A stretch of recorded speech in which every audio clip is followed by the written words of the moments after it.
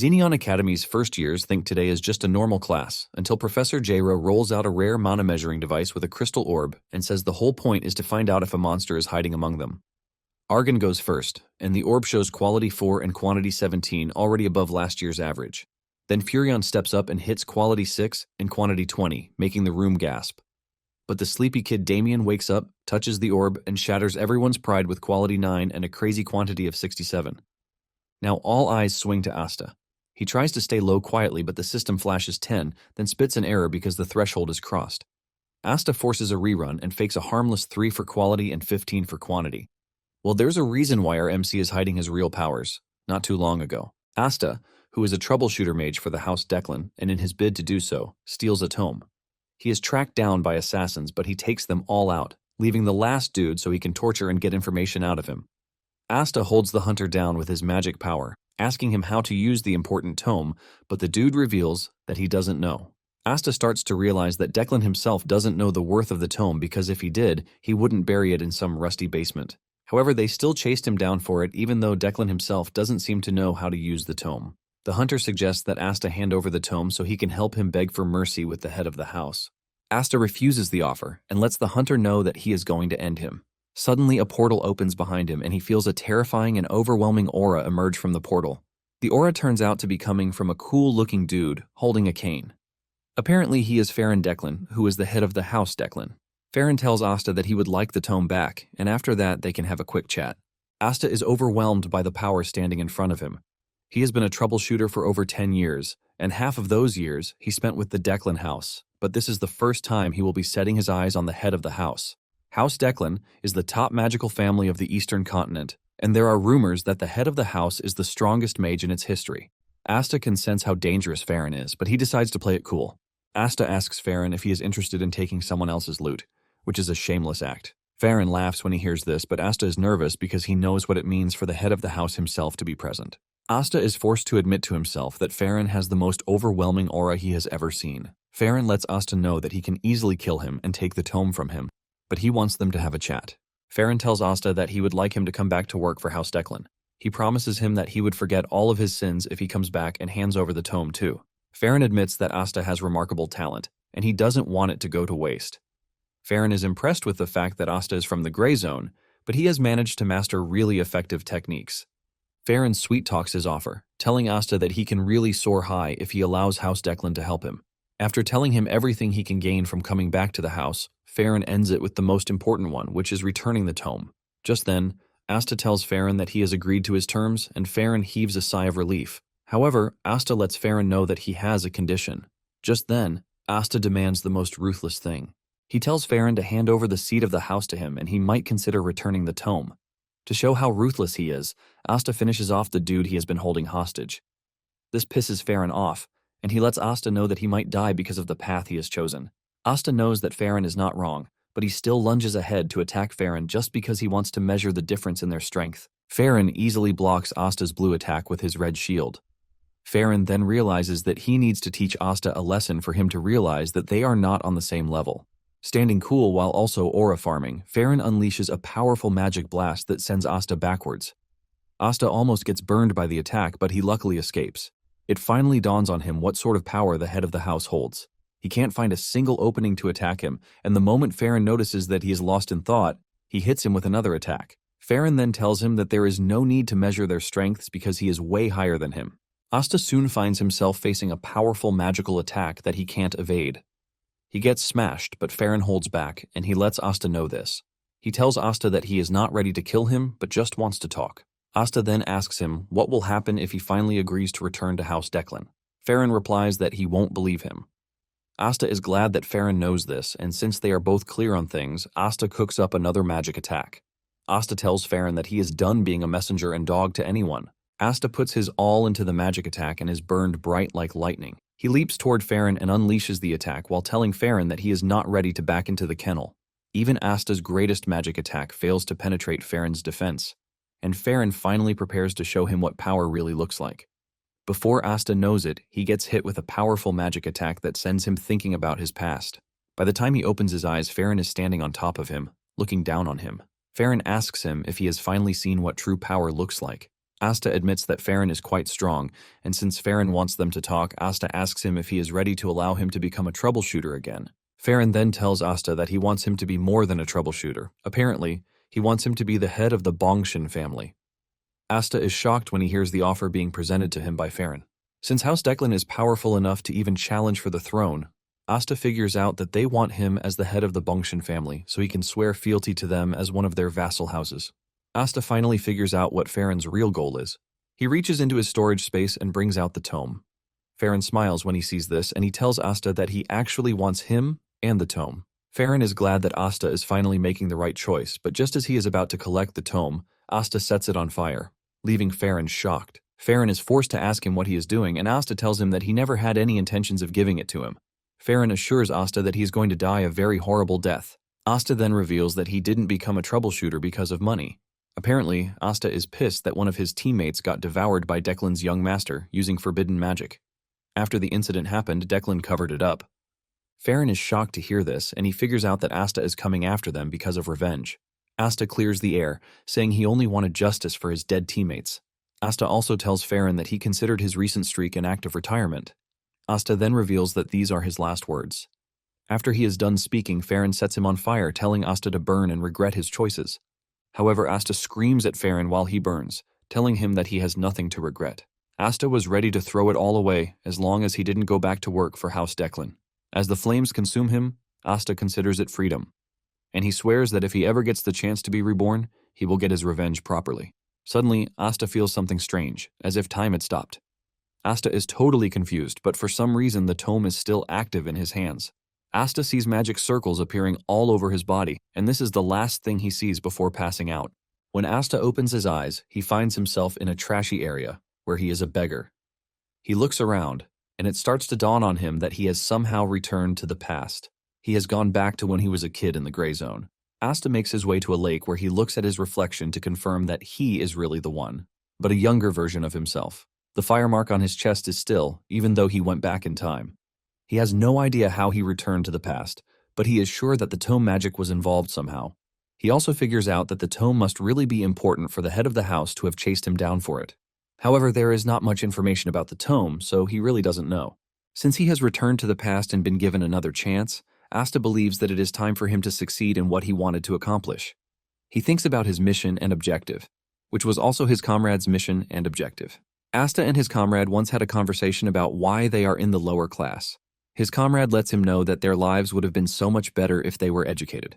They wouldn't have been slaves to the rich piece of trash who are using them. Because of this, Asta planned to retire so he could build a library. Asta wants to build a library where anyone, regardless of money, status, or gender, can freely read books. In fact, he wants to take it up a notch by building a tower. He doesn't necessarily need the tower, but he just wants to build it for the sake of it. In addition, he plans to put the secret technique of the Declan house on the first page of his book, giving even the poorest from the gray zones access to the secret. He is already imagining how dreadful it is going to be. But the only thing left is how he is going to get the manual. He is enjoying his evil plan when a kick suddenly lands on his cheek. He turns around to see an angry dude asking him where he has been. He continues kicking Asta, telling him that he was keeping his seat for him, but he was nowhere to be found. Asta finds it hard to remember the douchebag who has turned him into a punching bag. Asta is not ready to allow someone to treat him like trash, and he grabs the dude's leg. He tells the dude that he has hit him 7 times, but he plans to pay him back 70 times. Asta punches the dude in the chest, but his body is weak, and he ends up spraining his wrist. Asta is shocked by this, but while he is still dazed about what happened, he gets punched in the face again. The dude resumes the beating he was handing out to Asta. Asta is moved to tears because of how painful the kicks are. The beating continues until Asta sees an opening, and he pushes the dude into the lake. Before the dude can get back on his feet, Asta makes a run for it. The dude gets out of the water and asks him why he is running away. Asta simply replies that he is not running but making a tactical retreat. He assures the dude that he is going to remember his face. He promises to keep to heart all the hits that he landed on him. Since he was a veteran troubleshooter and the word quit is not in his vocabulary, he will get his revenge. He hides in an alley where he stares at his sprained wrist. He cannot believe how weak his body is because it broke just from throwing a punch. Asta decides to let go of his dream in the meantime and focus on training his weak and trashy body. Suddenly, a kid with a red eye shows up asking Asta if he is hungry. Asta is shocked by this as he asks the boy if he knows him. The boy simply replies that he has no idea who he is. Asta can say that much since the kid looks like a noble's kid. He assumes that he must have fallen from grace during a power struggle. Asta classifies the dude as a walking pretty little bomb. The dude then introduces himself as Damien. Asta is surprised as to why a creepy kid is staring at him and telling him things. He is forced to ask him if he is mentally stable. Damien continues by saying he doesn't have a mom, and Asta completes it by saying he doesn't have a dad, since they are in a competition of who is the best orphan. Asta suggests that they go their separate ways because he clearly doesn't want to get himself involved with a ticking time bomb like Damien. Moments later, Damien remains standing, and Asta is already creeped out. He is forced to ask Damien if he is leaving or not. Shockingly, Damien tells him that he is going with him.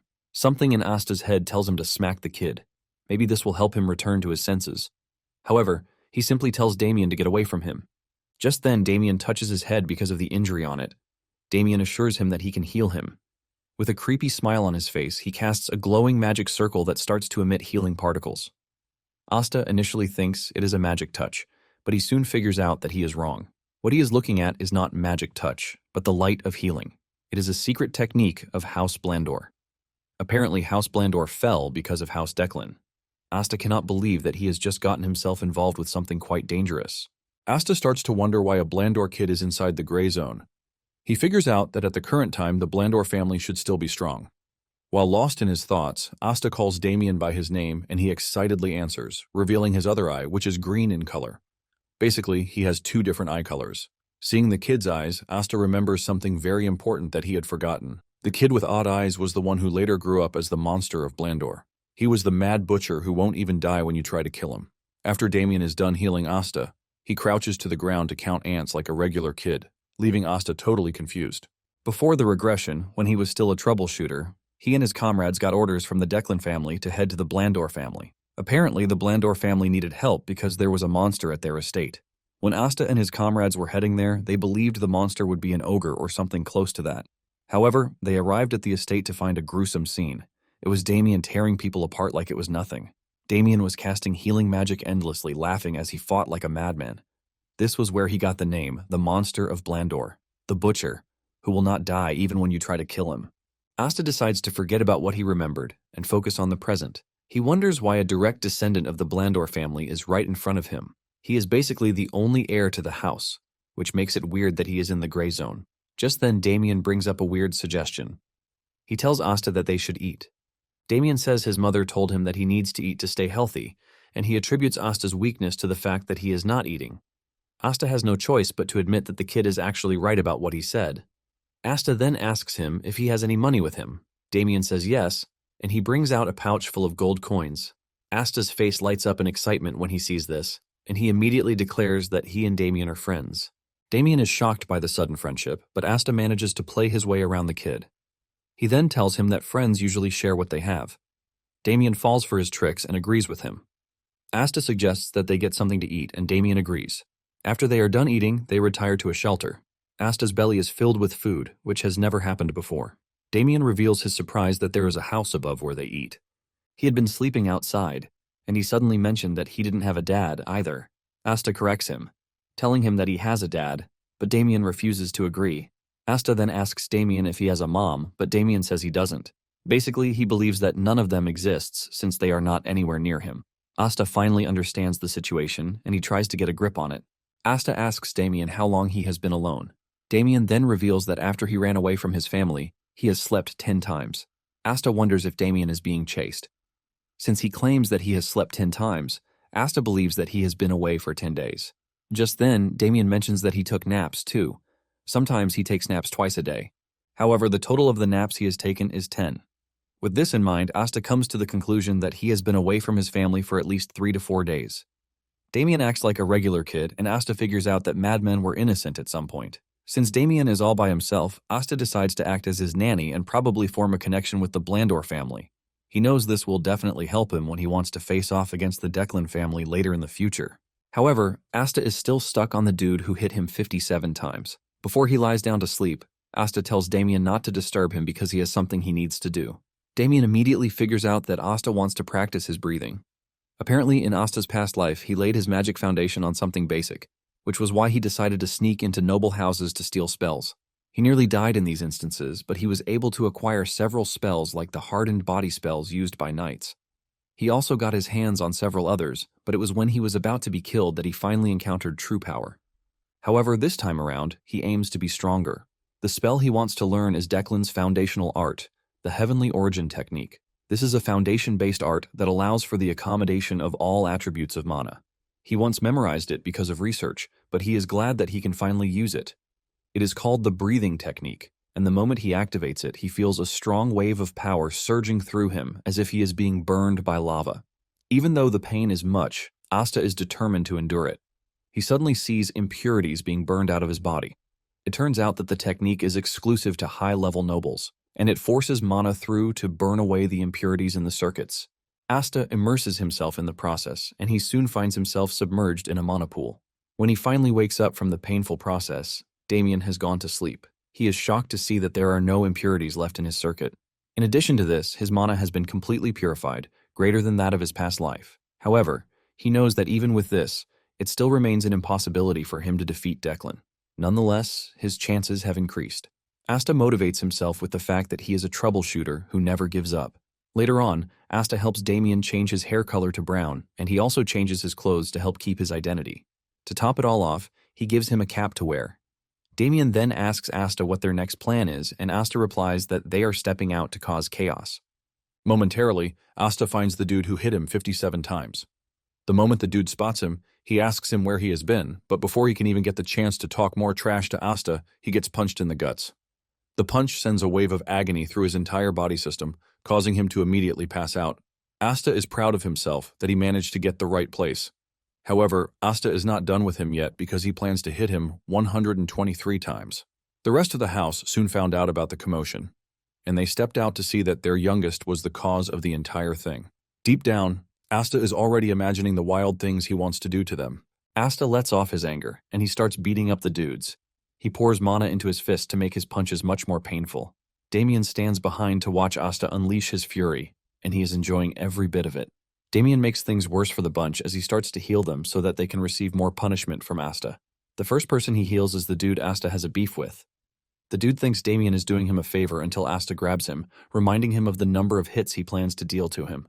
After he is tired of beating them with his fists, Asta resorts to the use of canes.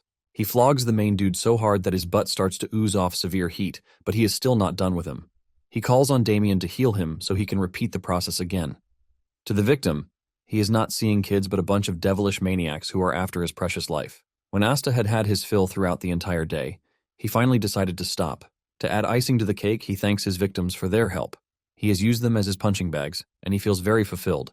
He has managed to complete over 100 hits per person, which makes it over 1,000, and he is proud of himself. The leader of the victims politely asks Asta if they can leave, and he says yes. The dude then reminds Asta that he is at his house, subtly telling Asta that he should be the one to get lost. Asta figures this out and stares at him with such a scary aura that it forces the dude and his comrades to retreat into a corner. Just then, Asta gets the sense that someone is approaching them. He can see that the said person is skilled, just like a troubleshooter. This is when it dawns on him that the person might be after Damien. Asta is surprised that they were able to find him, even though he was being careful. Asta realizes that he is in a bad position, but he is not about to sit around and wait to be attacked. Since he was a troubleshooter in his past life, he was forced to face difficult situations, and this is one of them. He gathers all the mana he can and compresses it multiple times. With this, he creates a mana bullet, and he aims it directly at the person charging toward them. He fires the shot, but the dude suddenly makes a knee slide, dodging it before screaming out Damien's name while calling him master.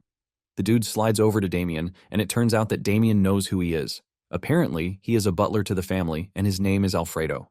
He holds Damien tight, but the kid tells him to leave him alone. Alfredo refuses, saying he has to return Damien to the family. Asta just stands behind them, watching the weird scene unfold in front of him. He finally realizes that Damien ran away from his family. After they are done with introductions, Alfredo offers Asta the chance to follow them back to the estate since Damien seems to have grown fond of him. Asta takes a minute to think about the offer. All he knows is that the house is a prestigious family, but he can't truly figure out their true intentions.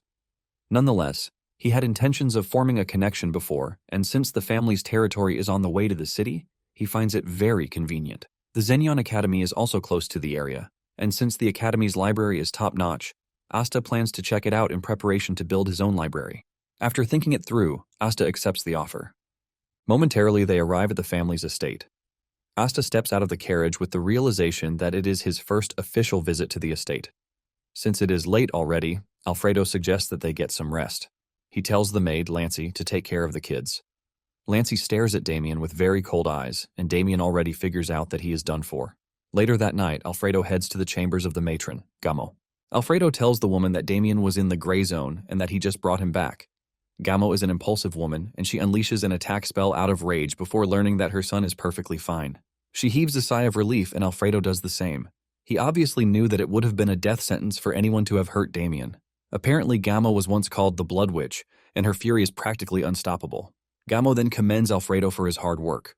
Before Alfredo leaves, he tells Gamo that there is one more thing. Alfredo tells Gamo that Damien's new friend Asta noticed his presence before he even showed himself. In reaction to this, he had already prepared a counterattack. Alfredo reveals that Asta was wielding a mana bullet when they faced off. Gamo is impressed when she hears this, and she admits that it's an incredible talent for someone from the gray zone to have. Because of this, Alfredo tells the matron that he has a favor to ask her. The next day, Asta wakes up to a request from Alfredo, telling him to become his successor. Asta is shocked when he hears this, and Alfredo is relieved that the dude was taken by surprise. He is confident that Asta will jump at the offer because it is a rare opportunity, but Alfredo is stunned when Asta subtly refuses the offer. Alfredo believes that he has gone deaf and he is not hearing correctly.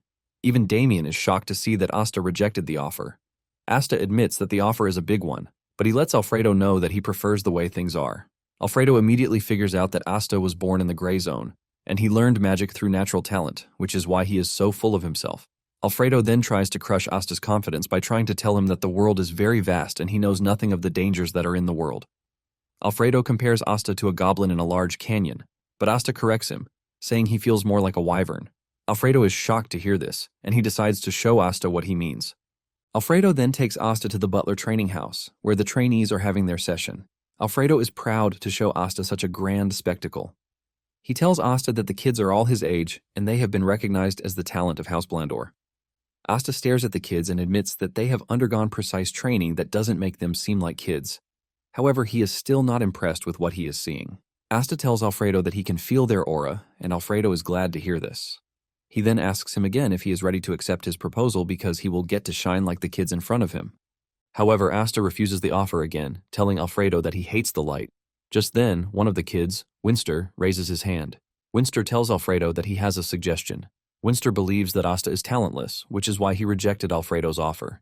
In addition to this, he believes that Asta can't truly grasp how great they are, and he wants to show him. He is basically asking for a duel against Asta, and Alfredo can feel the cockiness in Winster, but he allows it. He asks Asta if he is up for the duel. Asta understands why the dude would want a duel because all the trainees already see him as their rival. He knows that they most likely see him as a lucky dude who just rolled out from nowhere, and he is already getting the offer to become the successor to the chief butler. Asta accepts the duel but asks Alfredo if he can choose his opponent. Alfredo tells him to go ahead.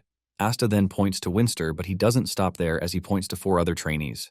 Everyone is shocked when Asta reveals that he wants a 5v1. Winster cannot believe his eyes, and Asta lets him know that he is free to back off if he is scared. Alfredo laughs when he sees this, and he figures out that Asta has the charge that his successor should have. Alfredo then asks Asta if he is ready to take responsibility for his words, and he says yes. Alfredo tells Asta that he will give him a gift if he lasts 1 minute in the duel, but if he doesn't, he will have no choice but to become his successor. Asta can feel the desperation in Alfredo's voice, but he is not scared of the challenge. Once they are in agreement, Alfredo tells them to step into the ring. The trainee instructor is forced to ask Alfredo if the entire thing is not dangerous. Alfredo admits that it is dangerous, but he needs to teach Asta to stop being arrogant. The instructor is scared because he doesn't want to cause harm to Damien's guest. He walks over to where Damien is and tells him that his friend is in danger.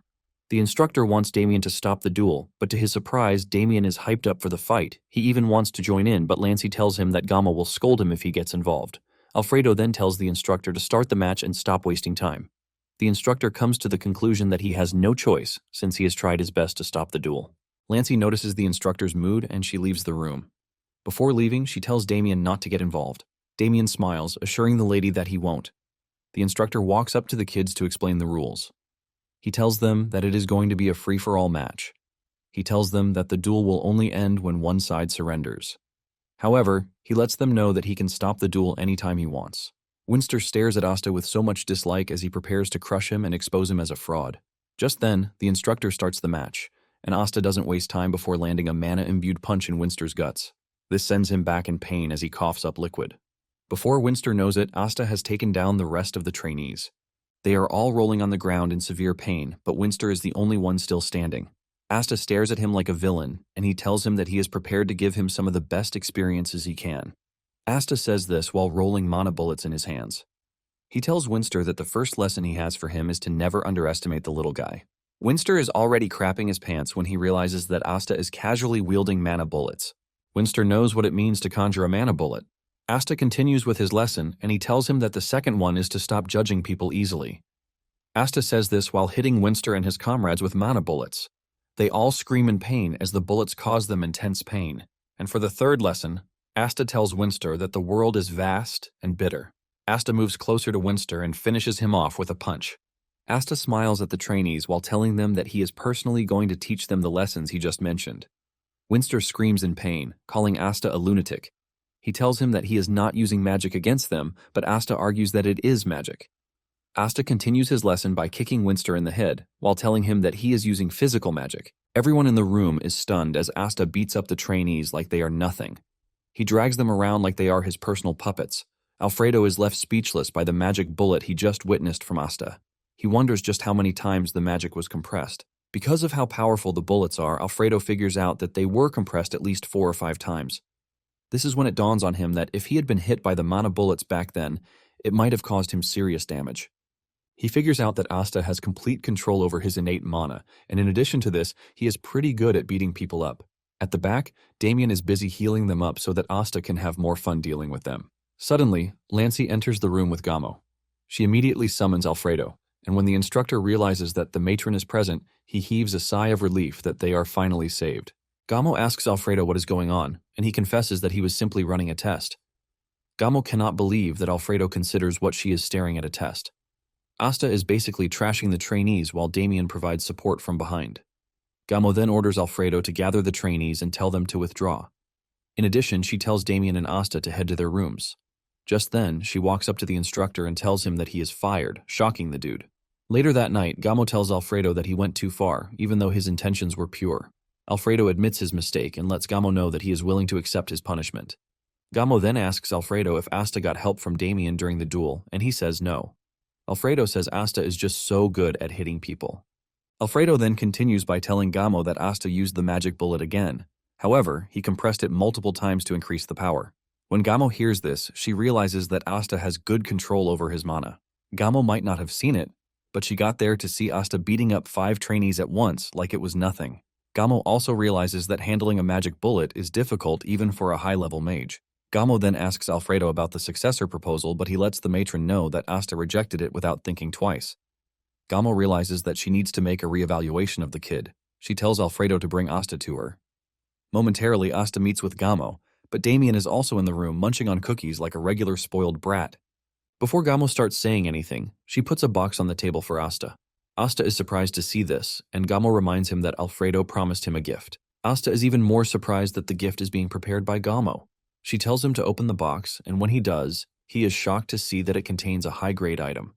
Asta is surprised because even in the Blandor family, only recruits to the top 5 mage divisions receive it. Without a doubt, Asta suspects that there is something more attached to the gift. As if Gamo can read his mind, she tells him that he is free to take the gift without worry. Gamo mentions that Asta helped her son in the gray zone, and it also serves as an apology for what happened earlier in the day. Asta is not ready to fall into any trap, and he asks Gamo if he will be mandated to join Blandor if he consumes the item, but she says no. He then asks if the item contains poison, but her answer remains the same. Asta is shocked to learn that there are no conditions attached to consuming the item. Asta then thanks the lady for the gift. After this, Gamo then mentions that she has a proposal.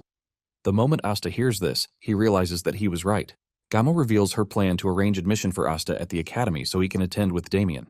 Asta is confused about this, and Gamo mentions that Damien was supposed to go to the academy the year before, but he refused, which is why it was postponed to the current year. However, Gamo wasn't expecting her son to run away the way he did. She can already see that Damien likes Asta, which is why she is asking him. Asta realizes that Gamo is trying her best to make sure that Damien stays at the academy because if she forces him, he will just run away again. In addition, Asta sees it as a rare opportunity for him. Since the academy will provide him with lots of connections, he doesn't think it's a bad idea. He knows it's a good idea, but at the same time, he feels like having a leash on him. He then decides to tell the lady that he will think about it. Gamo is fine with his decision, and she lets him know that she will be waiting for a reply. She then asks Asta why he rejected the offer to become Alfredo's successor. Asta senses that Alfredo is eavesdropping and decides to hurt his ego. He simply tells the lady that his knees are precious to him, basically saying he doesn't like bowing to people. This straight up hit the butler, who is hiding and hearing the conversation at the door. When Asta returns to his room, he consumes the item, and he is impressed by the changes it is making to his body. His mana has increased a whole lot just from a 10% absorption. His physique is also changing to that of a flameborn. Asta is more impressed with the fact that absorbing the item doesn't cause any impurity in his body. And about the academy, he has already thought about it, and he has an answer already. He knows that enrolling in the academy will quickly give him the chance to meet a sponsor. There are loads of advantages to joining the academy, but at the same time, he feels like he is walking into a trap. Asta then decides to go for a run. He steps outside his room, and just then, he hears someone asking him if he is Asta. Asta turns around to look at the guy. He assesses his appearance, which features platinum blonde hair. Since Damien is the direct descendant, Asta believes that the dude is a relative. Asta decides to lie, telling the dude that he is not the Asta that he seeks. The dude is shocked to hear this since the appearance of the person standing in front of him matches what he was told. Asta backs up his lie by telling the dude that the hair on his head can change due to light, meaning there is a whole lot that might be different. The dude then assumes that he has the wrong person and turns around to leave, while apologizing for the misunderstanding. Just then, Alfredo rushes over, and he mentions Asta's name at the wrong time. He is there to talk about the whole butler thing again, but Alfredo mentioning his name has already given off his identity to the strange dude who is already leaving. The dude immediately turns around, saying he was right because Asta has an unpleasant face. Asta no longer has a way to cover up for the lie, and he admits that he is the Asta he was looking for. This pisses the dude off, but when he realizes that Alfredo is there, he decides to back off. However, he tells Asta to come to the Mage Hall later in the day so he can beat him up and teach him some manners. After the dude is gone, Alfredo asks Asta if something is wrong, but he says no. Deep down, Asta was already looking for someone to vent his anger on, and he sees the dude as the perfect test subject. Asta plans to head to the Mage's Hall later and beat him up. Asta then asks Alfredo if it is possible for him to see Gamo at that moment. Asta is then taken to Gamo's office. Gamo is shocked that Asta requested a meeting so early in the morning. She asks Asta if he has made up his mind concerning their conversation, and he says yes. Surprisingly, he lets Gamo know that he plans to enroll in the academy just like they offered. Gamo is surprised to hear this, but at the same time she is relieved. Gamo then tells Asta that they are going to prepare everything very soon. With this, Asta leaves the room and Alfredo enters. He asks Gamo about Asta, and she assures him that he has accepted the offer. Alfredo is glad to hear this as he celebrates the win. Apparently, they plan to cover Asta's fee for the first semester, but the next semester, Asta will have difficulties paying his tuition. He believes that Asta will get more anxious because he would like to learn more. Alfredo plans to come into the equation and lend a helping hand. Gamo is forced to call Alfredo to order, telling him that he is too loud. Alfredo apologizes and heads to the kitchen since it's almost time for breakfast. After he is gone, Gamo understands why Alfredo is happy. He knows he has finally gotten a chance to make Asta his successor, but at the same time, Gamo thinks it's a sloppy plan. However, Alfredo seems to be very confident in the plan because the former head butler used the same trick on him. Asta then decides to head to the Mage Hall, where the jerk from earlier told him to come. Asta opens the door to see a mage with his face covered under the hood, asking him why he has come. Since Asta doesn't know the name of the brat from before, he starts to stutter. Suddenly, the mage becomes all lively, telling Asta that he has been waiting for him to come. He asks Asta to follow him, and he takes him to another room. He urges him to enter, but mind his head. Asta enters the room, and he is hit with several notes flying around. It dawns on him why the mage was telling him to mind his head. He soon comes across a dude who introduces himself as Wenji von Blandor. He asks Asta if he has come to see his little brother, but Asta is genuinely confused by the question. He wonders if the brat from earlier is his brother. Apparently, there is one thing that Asta knows about mages from his past life. There is a common characteristic among the mages. They initially get hit with disheveled hair, and they eventually pull it out, which stops the hair from growing. Basically, Asta has divided it into 3 stages. The first stage is for the mages to deny that their hair is coming off and wear their robes over it. The second stage is to just give up and reveal their bald head. And then the third stage is where they just accept reality and go totally bald by shaving their heads. However, the fourth stage is where they conduct research on how to make the impossible become possible. They will always try to make magic to make their hair grow, but no one has ever succeeded with this. However, all of these characteristics don't seem to be happening to Wenji, who is comfortably standing in front of him. Before anything, Wenji apologizes for the behavior of his younger brother. Asta then asks Wenji if he is working at an academy. Wenji reveals that he is currently serving as the vice dean. He then serves Asta a drink. Asta is impressed that someone like Wenji is already a vice dean at a certain academy. He is pretty sure that Wenji is quite skilled because he can't get the position just because of his family's name. Wenji teases Asta, saying he is quite different. Wenji then reveals that he is aware of the fact that he has been encouraged to enroll in the Xinyan Academy, which is a pretty big deal. Wenji congratulates Asta and says it is a good opportunity for him to learn. Wenji mentions that he is also a graduate of the academy, and he is from the 145th class. Asta is unimpressed because he never asked the dude for the details that he is willingly handing out to him. Wenji notices this and quickly apologizes, claiming that he was just excited, which is why he is saying trash. Wenji then suggests that they get to the main point of everything, but before then, Wenji tells Asta that there is one thing he would like to confirm. Wenji asks him if he would be willing to risk his life for a friend. Asta is utterly confused by the question. Wenji reveals that the whole thing concerns the reputation of the Blandor family. He reaches into his storage space and brings out a book. Asta's face lights up in shock when he sees the book. Wenji lets him know that he will be willing to give him the tome if he can risk his life. The book is basically the secret of the Blandor family, the healing light. Meanwhile, Gamo is tending to her garden, and she thinks about Damien's move to the academy. She is glad that everything was handled without stress. She also thinks of Asta as a good friend to Damien. She knows that Asta's nature is good, even though Alfredo says he can be a bit of a jerk sometimes. Gamo is not worried about this since every kid has a shameless side. Gamo is pretty much glad that even after Asta learned of Damien's background, he didn't change towards him. Gamo knows that people like Asta are quite different, which is why she wants him by his side always. Nonetheless, Gamo knows one bitter truth. She knows that Asta is like a free bird who will not allow anyone to cage him.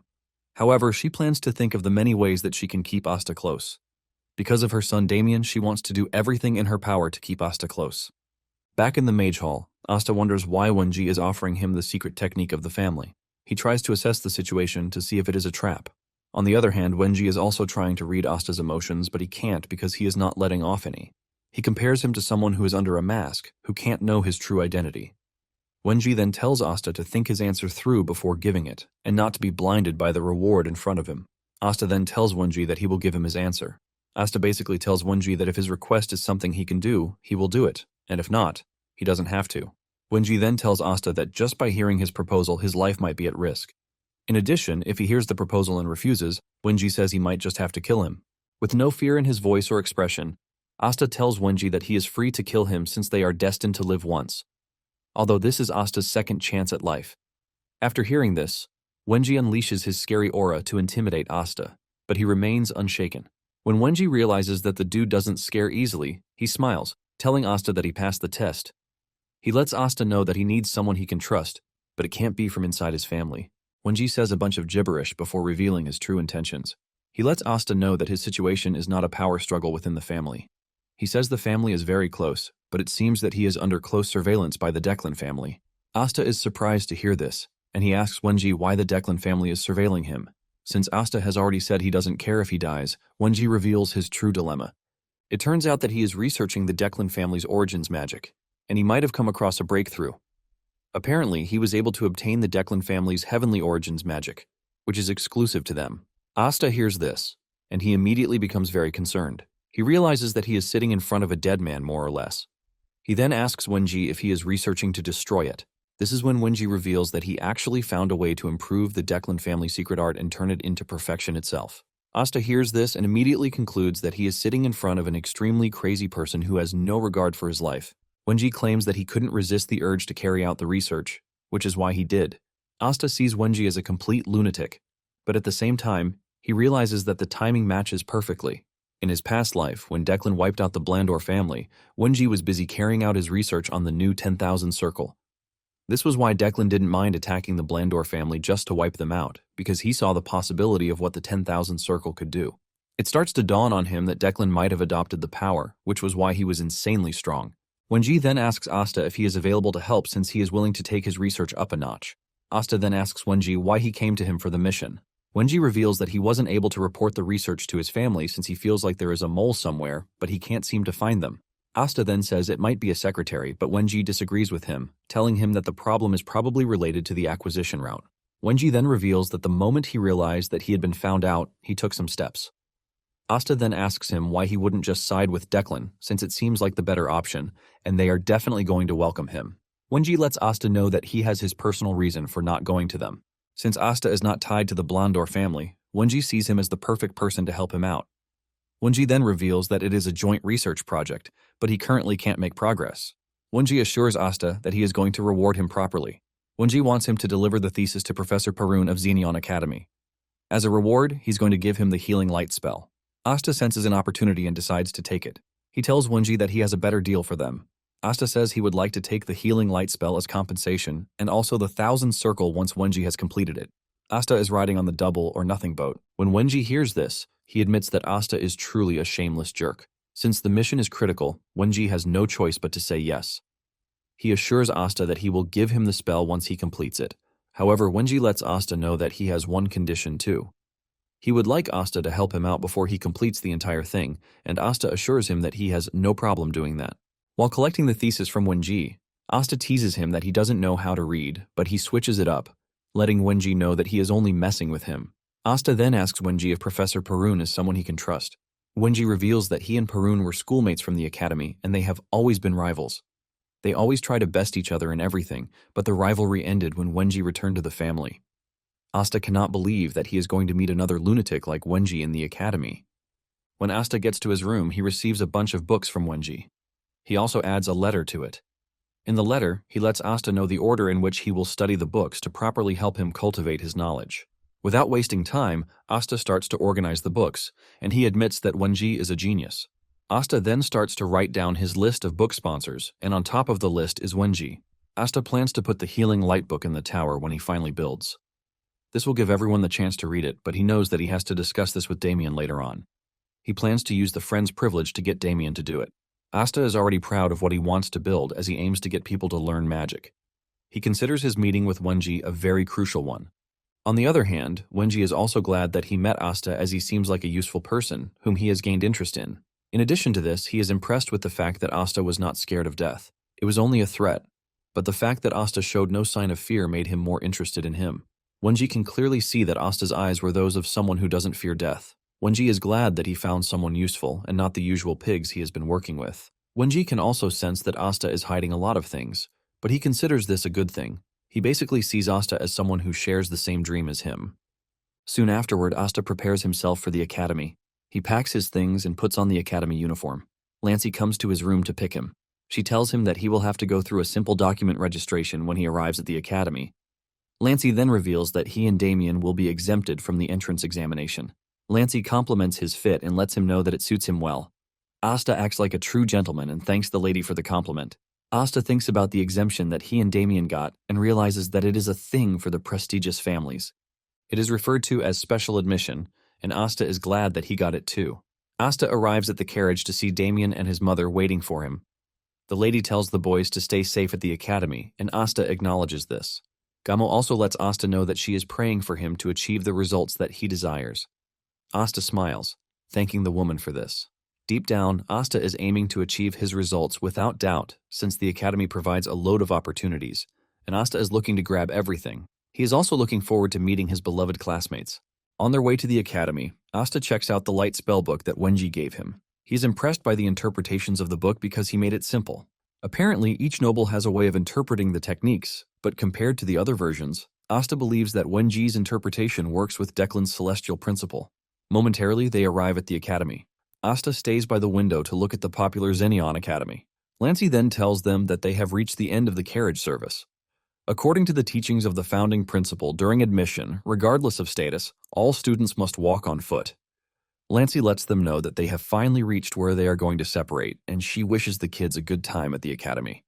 After stepping out of the carriage, Damien grabs Asta and tells him that they need to hurry to the entrance to the ceremony because Lancey told him that there might not be seats left if they get there late.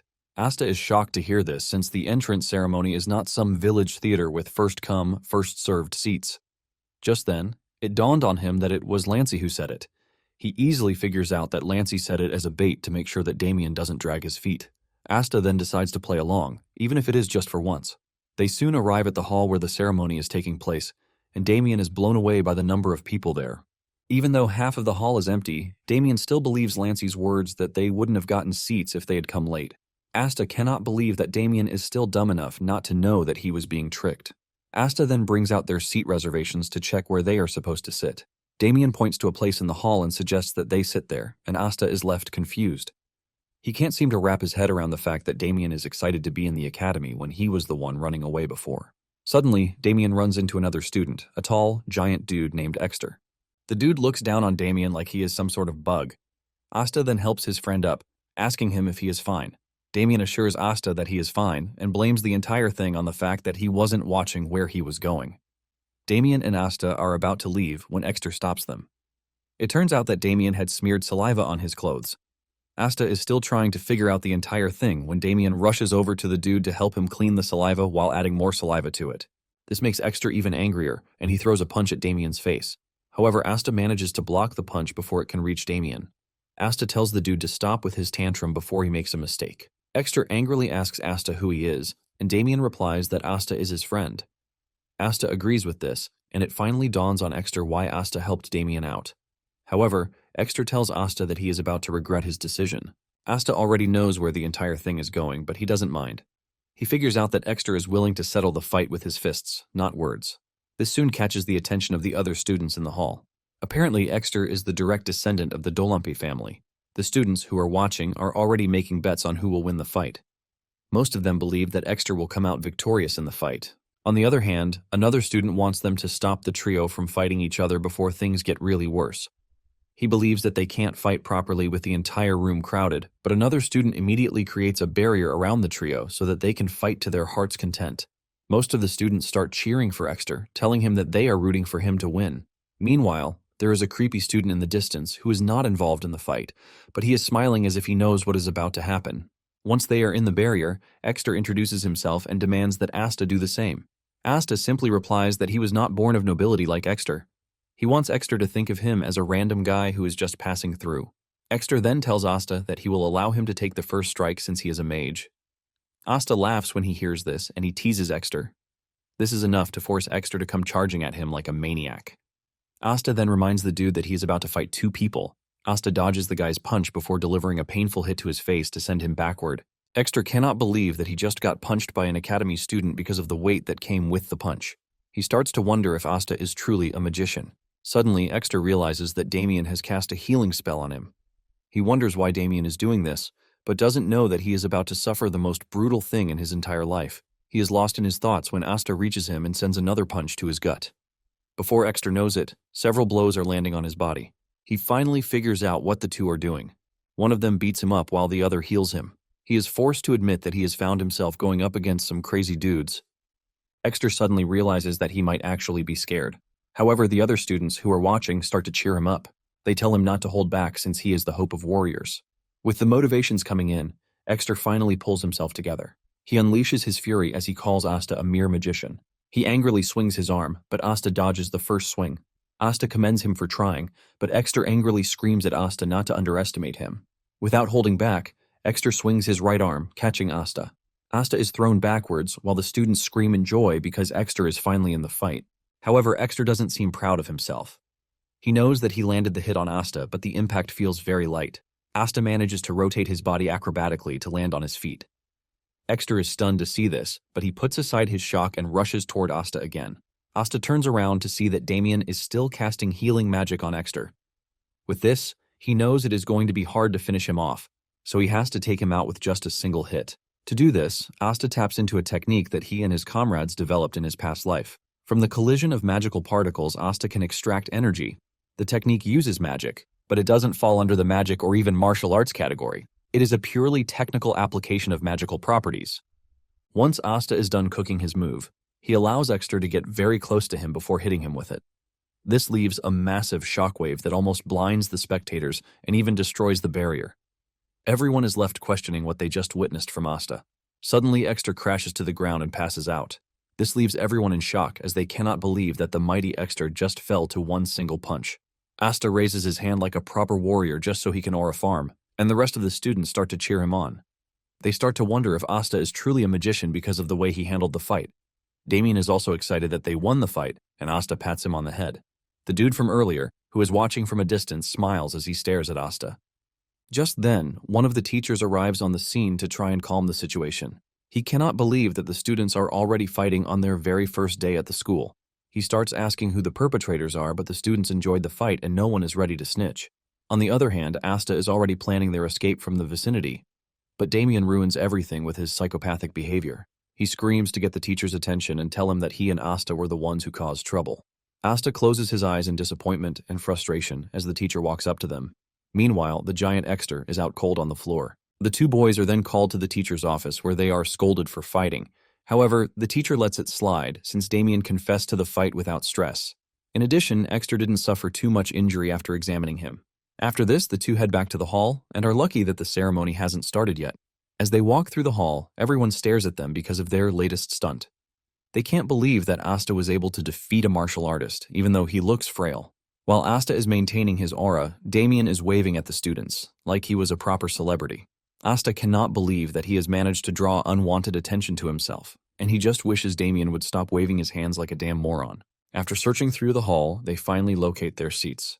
Not long after this, the headmaster, a short white-haired old man, climbs the stage to address the students.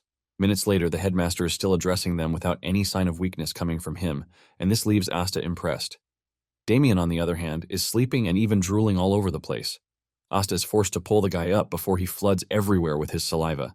The headmaster is just getting into his speech when someone comes over to tell him that something important has come up and his attention is needed. He wants to ignore this, but when he hears what it is about, he has no choice but to end his speech and hand over the podium to someone else.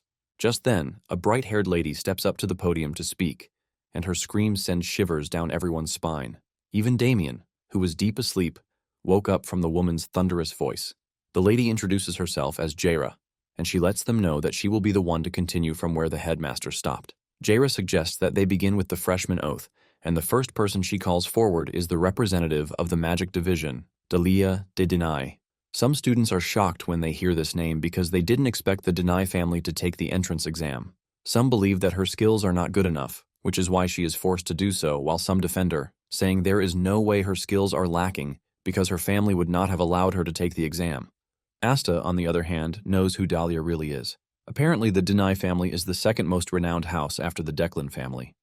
Dahlia grew up to become the future representative mage of the ever second-ranked Denai. Asta admits that she was quite capable because he got some help from her. However, they really don't get along well, which is why many call them bad friends. Asta smiles after hearing this and expresses his happiness that Dahlia joined the class that very year. Once Dahlia climbs the stage, Jaira calls on the martial arts division representative, Paul. With no other name announced, Asta believes that the dude is not from a noble house. In addition to this, Asta doesn't think the extra dude comes from a prestigious family either. Once the two are done taking their oath, they start returning to their seats. Jaira then reveals that she will be introducing the professors who will be teaching the class. She urges the professors to come forward one by one. As Dahlia walks down the stairs, she looks directly at where Asta is sitting, shocking him because the girl looks like she is making eye contact with him. Suddenly, Dahlia misses her step, causing her to fall off the stairs, ultimately embarrassing herself. Just then, Professor Perun of the Basic Principles of Magology shows up on stage.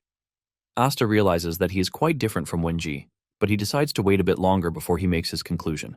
After the ceremony, Jaira tells the students to follow their attendants to their assigned dormitory. Damien finally wakes up, and Asta decides to prank him, telling him that he has been expelled after they caught him sleeping. Damien hears this and screams out his lungs without any care. Asta almost regrets his decision to prank him as he heads to his dorm because he wasn't expecting Damien to scream the way he did. Asta finally makes it to his dorm room, and he is impressed by how good-looking it is. In the corner of the room are living supplies to make things easier for the students. Just as he is putting his things in order, his roommate, Paul, shows up in the room. Asta is surprised to see Paul looking so cold, as if he doesn't care about anything. Paul then opens his mouth, telling Asta that it would be good for them to live quietly because he is not in the business of making friends. Paul assures Asta that he doesn't care about what he does or his business as long as it doesn't affect him. In fact, he would prefer if they could stop speaking after the introductions, and Asta, being one who is never scared of anyone, engages in a stare-off contest with Paul. Asta remains silent, and this triggers Paul, who demands to know why Asta is not giving him an answer. Deep down, Asta is thinking about just how proficient Paul can be, because it is said he entered as the top student. Asta decides to test him, and he makes a fake charge toward him to see his reaction.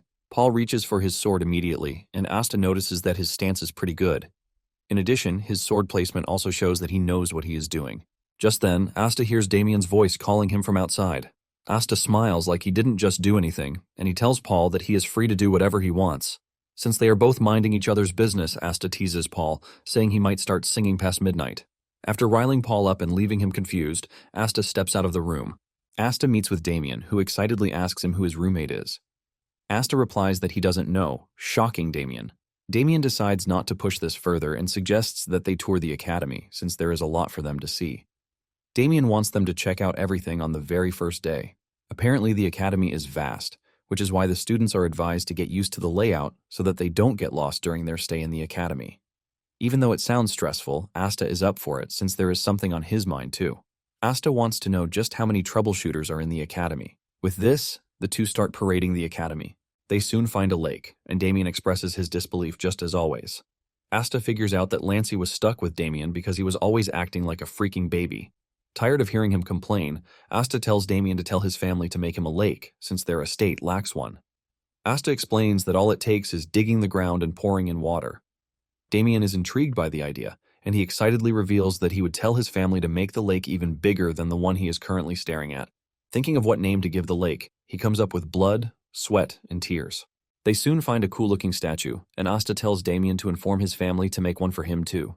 Asta continues filling his head with several ideas, and he even suggests that they make it in the form of a dragon because the scales will be gorgeous. Back home, Lancey is getting some really weird vibes, leaving her to wonder what might be wrong. After walking for quite some time, Asta suggests that they head back to the dorms, and Damien agrees. While they were sightseeing, Asta counted 7 troubleshooters. He decides to factor in the troubleshooters that he hasn't identified to make everything 10 in total. With his calculations, he figures out that Perun's laboratory is in the second magic hall. He quickly puts 2 and 2 together to figure out that the troubleshooters are after Perun. Since Declan already figured out that Wenji has allies, they would have started suspecting Perun, since he is in the area. Asta was wondering why they were not following Perun, but realized that they had made their move just on time. Asta decides to take matters into his hands to know to what extent the troubleshooters know. Asta puts himself in the perfect position to hear 2 troubleshooters speaking. Troubleshooter 1 tells 2 that the headquarters has issued an emergency directive, and they are to gather at the target's nest. Troubleshooter 2 asks if their target is the main or the sub, and 1 tells him that they are going after the sub. They plan to deliver their objective to the sub-target by midnight. Troubleshooter 2 figures out that since Wenji has made his move, Perun is their target. However, the troubleshooter is worried about the school professors, saying they are not a match for them. Troubleshooter then explains that Declan himself won't be coming, but before he starts shitting himself, he lets 2 know that the fire demon, Callahan, will be joining them. This shocks 2 because Callahan is the vice leader of Declan's Mage Corps, the Red Jewel. This basically means that their operation is covered, and this tells them that Declan is ready to do anything for the mission. At the same time, it means the troubleshooters are at risk because they would sacrifice just to make sure that the mission succeeds. Even though the 2 are worried, they have no choice but to do their job. The 2 move away from their position to join the rest of the team, just to make sure that they have the numbers in case they need. Unknown to them, Asta heard everything they talked about, and he is surprised that Callahan of all people is also coming on the mission. Asta remembers that Callahan is not a small fry that should be taken lightly because back when he was still a troubleshooter, Callahan was already in his prime. After the Declan family staked their survival on a battle against the Blandor family, Callahan remained loyal to the crumbling house, which shows his level of devotion. Though he is currently dangerous, he entered his prime after the war with the Blandor family. He basically carved his name into history as a war mage, using his deadly fire that is pretty unstoppable. Since Callahan will be coming, Asta figures out that it is important that he captures him. He remembers that Callahan's magic is one of Declan's flame arts. Even though the risks are pretty high, Asta believes that the reward outweighs the risk. Asta is pleased with how things are going his way. However, something important remains, and this is the fact that the thesis that they are all looking for is with him, not Perun. Since the troubleshooters are still going after Perun, he starts to wonder if the thesis he has is fake. This also tells him that the thesis being delivered that very day is nothing but fake. Later on, in the dorm, Paul dresses up, and it turns out that he is one of the troubleshooters. He thinks Asta is sleeping, but unknown to him, the Asta he is looking at is nothing but a dummy. Perun is in his study when he senses the presence of the troubleshooters because they encroached on his territory. He wonders why the troubleshooters are so bold to enter the academy. Just then, it dawns on him that the troubleshooter approaching him is a mercenary, and surprisingly, it is Paul. He is able to easily recognize him through his aura, and he gives him a piece of advice, telling him to refine his ether's traits next time. That is, if there will be a next time for him. Paul then passes an envelope to him, and Parun finally figures out that it was Wenji. He wonders what sort of trick Wenji is playing, the different types of tricks that he is currently employing. Suddenly, the door explodes, and Callahan strolls into the office, leaving fear on Paul's face while Parun remains calm. Callahan can see that Paul is terrified of him, and this simply means that he is aware of what he can do. Callahan then turns to Parun, asking him if he has heard of him too, but Parun coldly says no. Parun finally gets off his chair, telling Callahan to get to the point. This pisses Callahan off, but before he loses his cool, he admits that this is the first time he has been treated badly. Callahan decides to lay out his terms, and the first thing he says is that he wants Paul dead. He then turns to Parun, saying he would basically leave him with one arm and one eye. Callahan shoots a fireball at Parun, but he blocks with a counter ice power. This leaves a huge wave of explosion that rocks the building. Parun then turns to Paul, telling him that he is responsible for his own life because he is basically seeing him as a mercenary, not a student at the moment. Paul has no issue doing this, and he whips out his sword to defend himself. Parun figures out that the Declan troubleshooters must have cast a blackout spell, which is why no alarm is going off, which means Parun is basically stuck with Paul. Callahan spots the envelope on the table, making it known that it is exactly what he came for, since it was sent to Parun by the trash Blandor family. Since Parun will not be handing over the envelope, Callahan decides to let it all out. He unleashes a powerful flame spell that leaves the ground shaking, but Parun keeps his calm to make sure his ice powers are active to counter whatever Callahan throws at him. Just then, the other troubleshooters start to move in, and Parun finally decides to get serious by unleashing a devastating strike that almost crumbles the building. Meanwhile, Asta is watching from afar, and he realizes that things are getting pretty serious.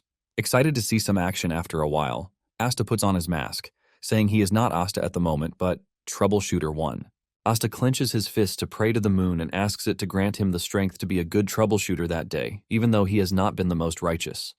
After his prayer, he leaps toward the battlefield where the affected building is already caving in. Callahan, on the other hand, is having a blast inside the building. He is surprised that, with everything he has done, Paul is still alive, and he commends him for this. Deep down, Paul knows that he would have been dead meat if he weren't wearing the protective talisman that Wenji gave him. He didn't even know it was a protective talisman, and he considers himself lucky for having it on. Parun speaks to Paul in a very cold tone, telling him to get out of the way, as he unleashes a powerful ice blast to rival Callahan's fire blast. Parun then pats Paul on the shoulder, saying he has done well so far, which means he can actually trust him. Parun then displays one of his powerful traits by infusing Paul's sword with ether, shocking Paul. Parun asks him if he can continue blocking incoming attacks, and Paul says yes, as long as he needs him to. Paul figures out that they are already past the point of retreat, and if he can't hold out, he is dead for sure.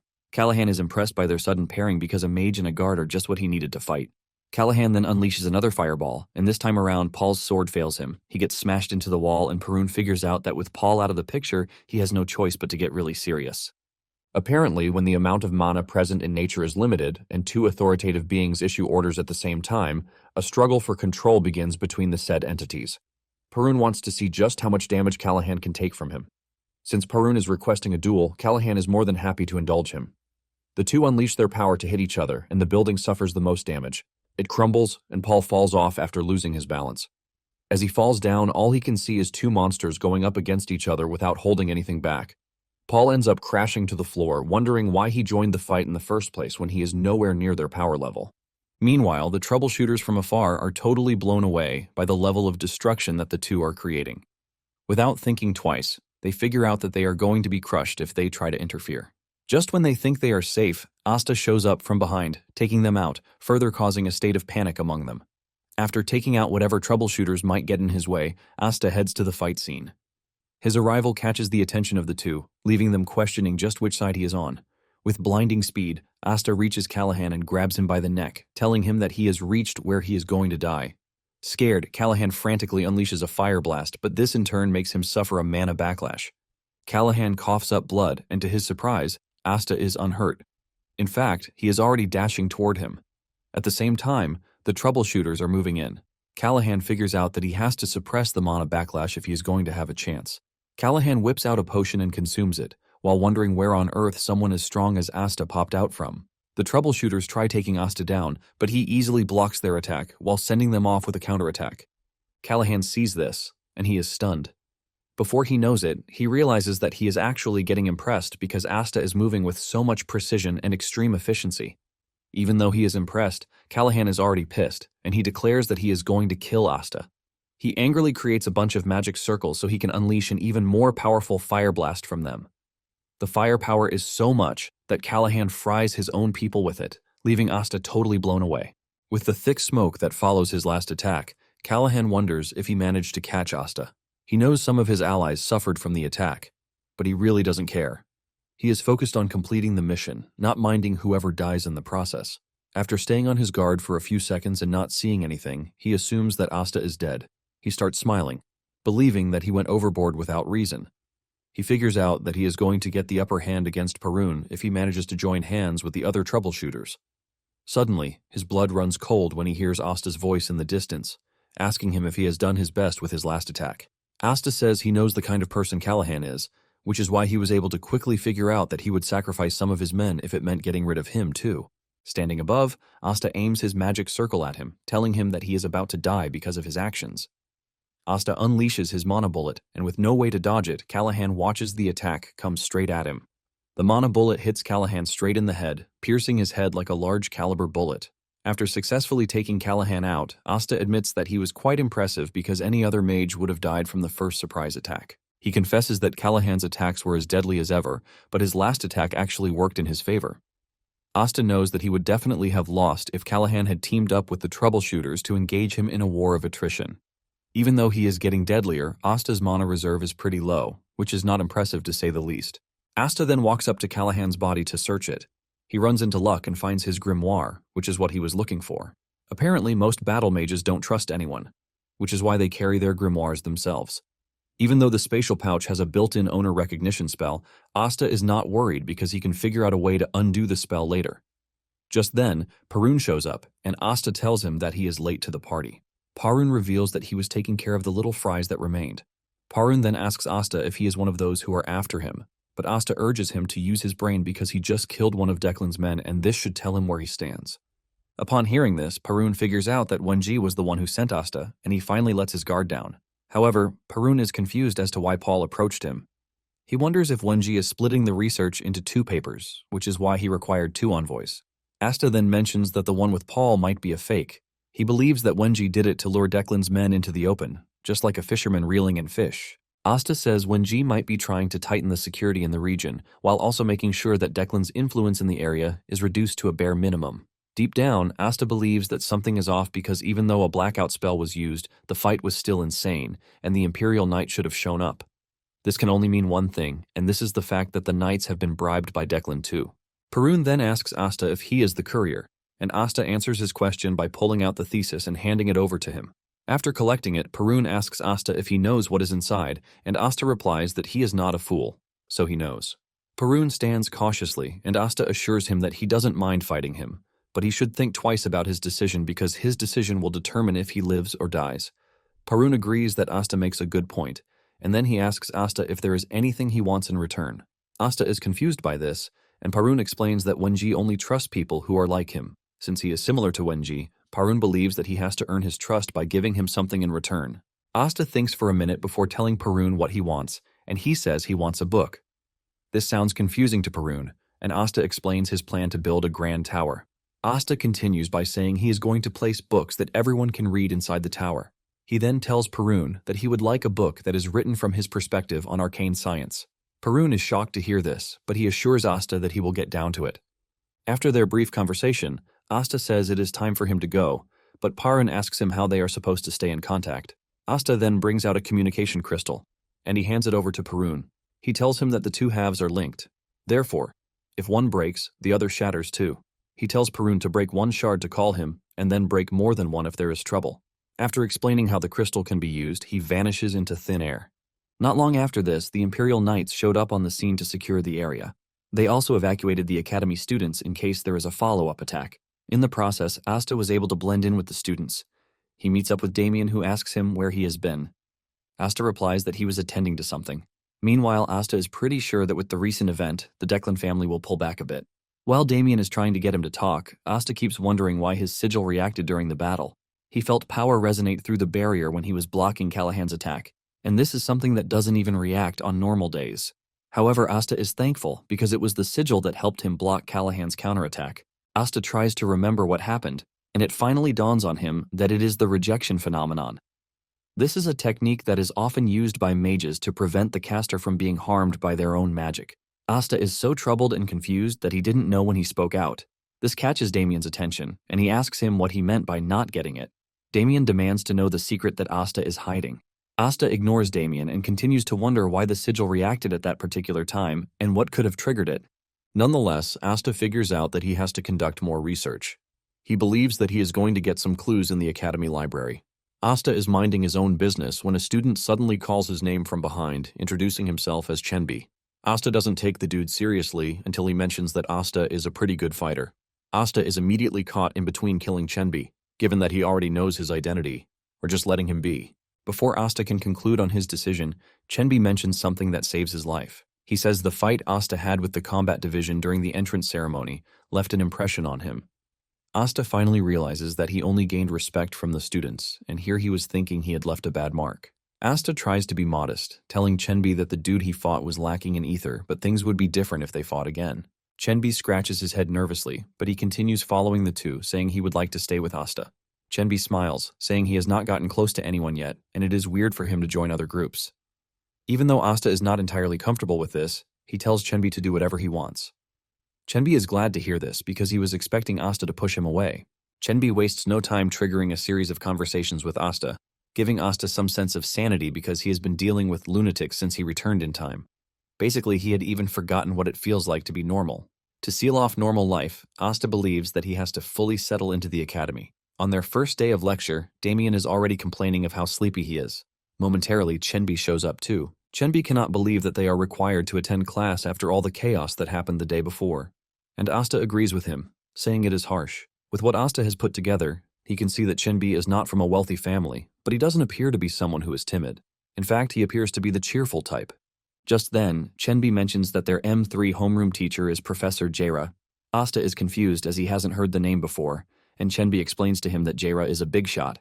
Apparently, she once single-handedly slaughtered a horde of trolls. Just then, Jaira enters the room, and Asta immediately remembers her from the entrance ceremony. Jaira stands in front of the class and she reintroduces herself. She tells them that the chaos that happened at the school the day before has nothing to do with them, and they are all free to continue learning. Jaira tells the students that before anything else, they are going to be undergoing a mana assessment test. This test evaluates both the quantity and quality of their mana. Jaira then asks them which they think is the most important. One of the students, a girl named Argan, raises her hand to answer the question. She says there is no definite answer to the question because if one already possesses a certain level of mana, she believes that mana matters more. Jaira then demands to know her reason for the answer she went with. She gives an instance, saying that when facing a mage of equal power, the one with superior mana quality would naturally get the advantage.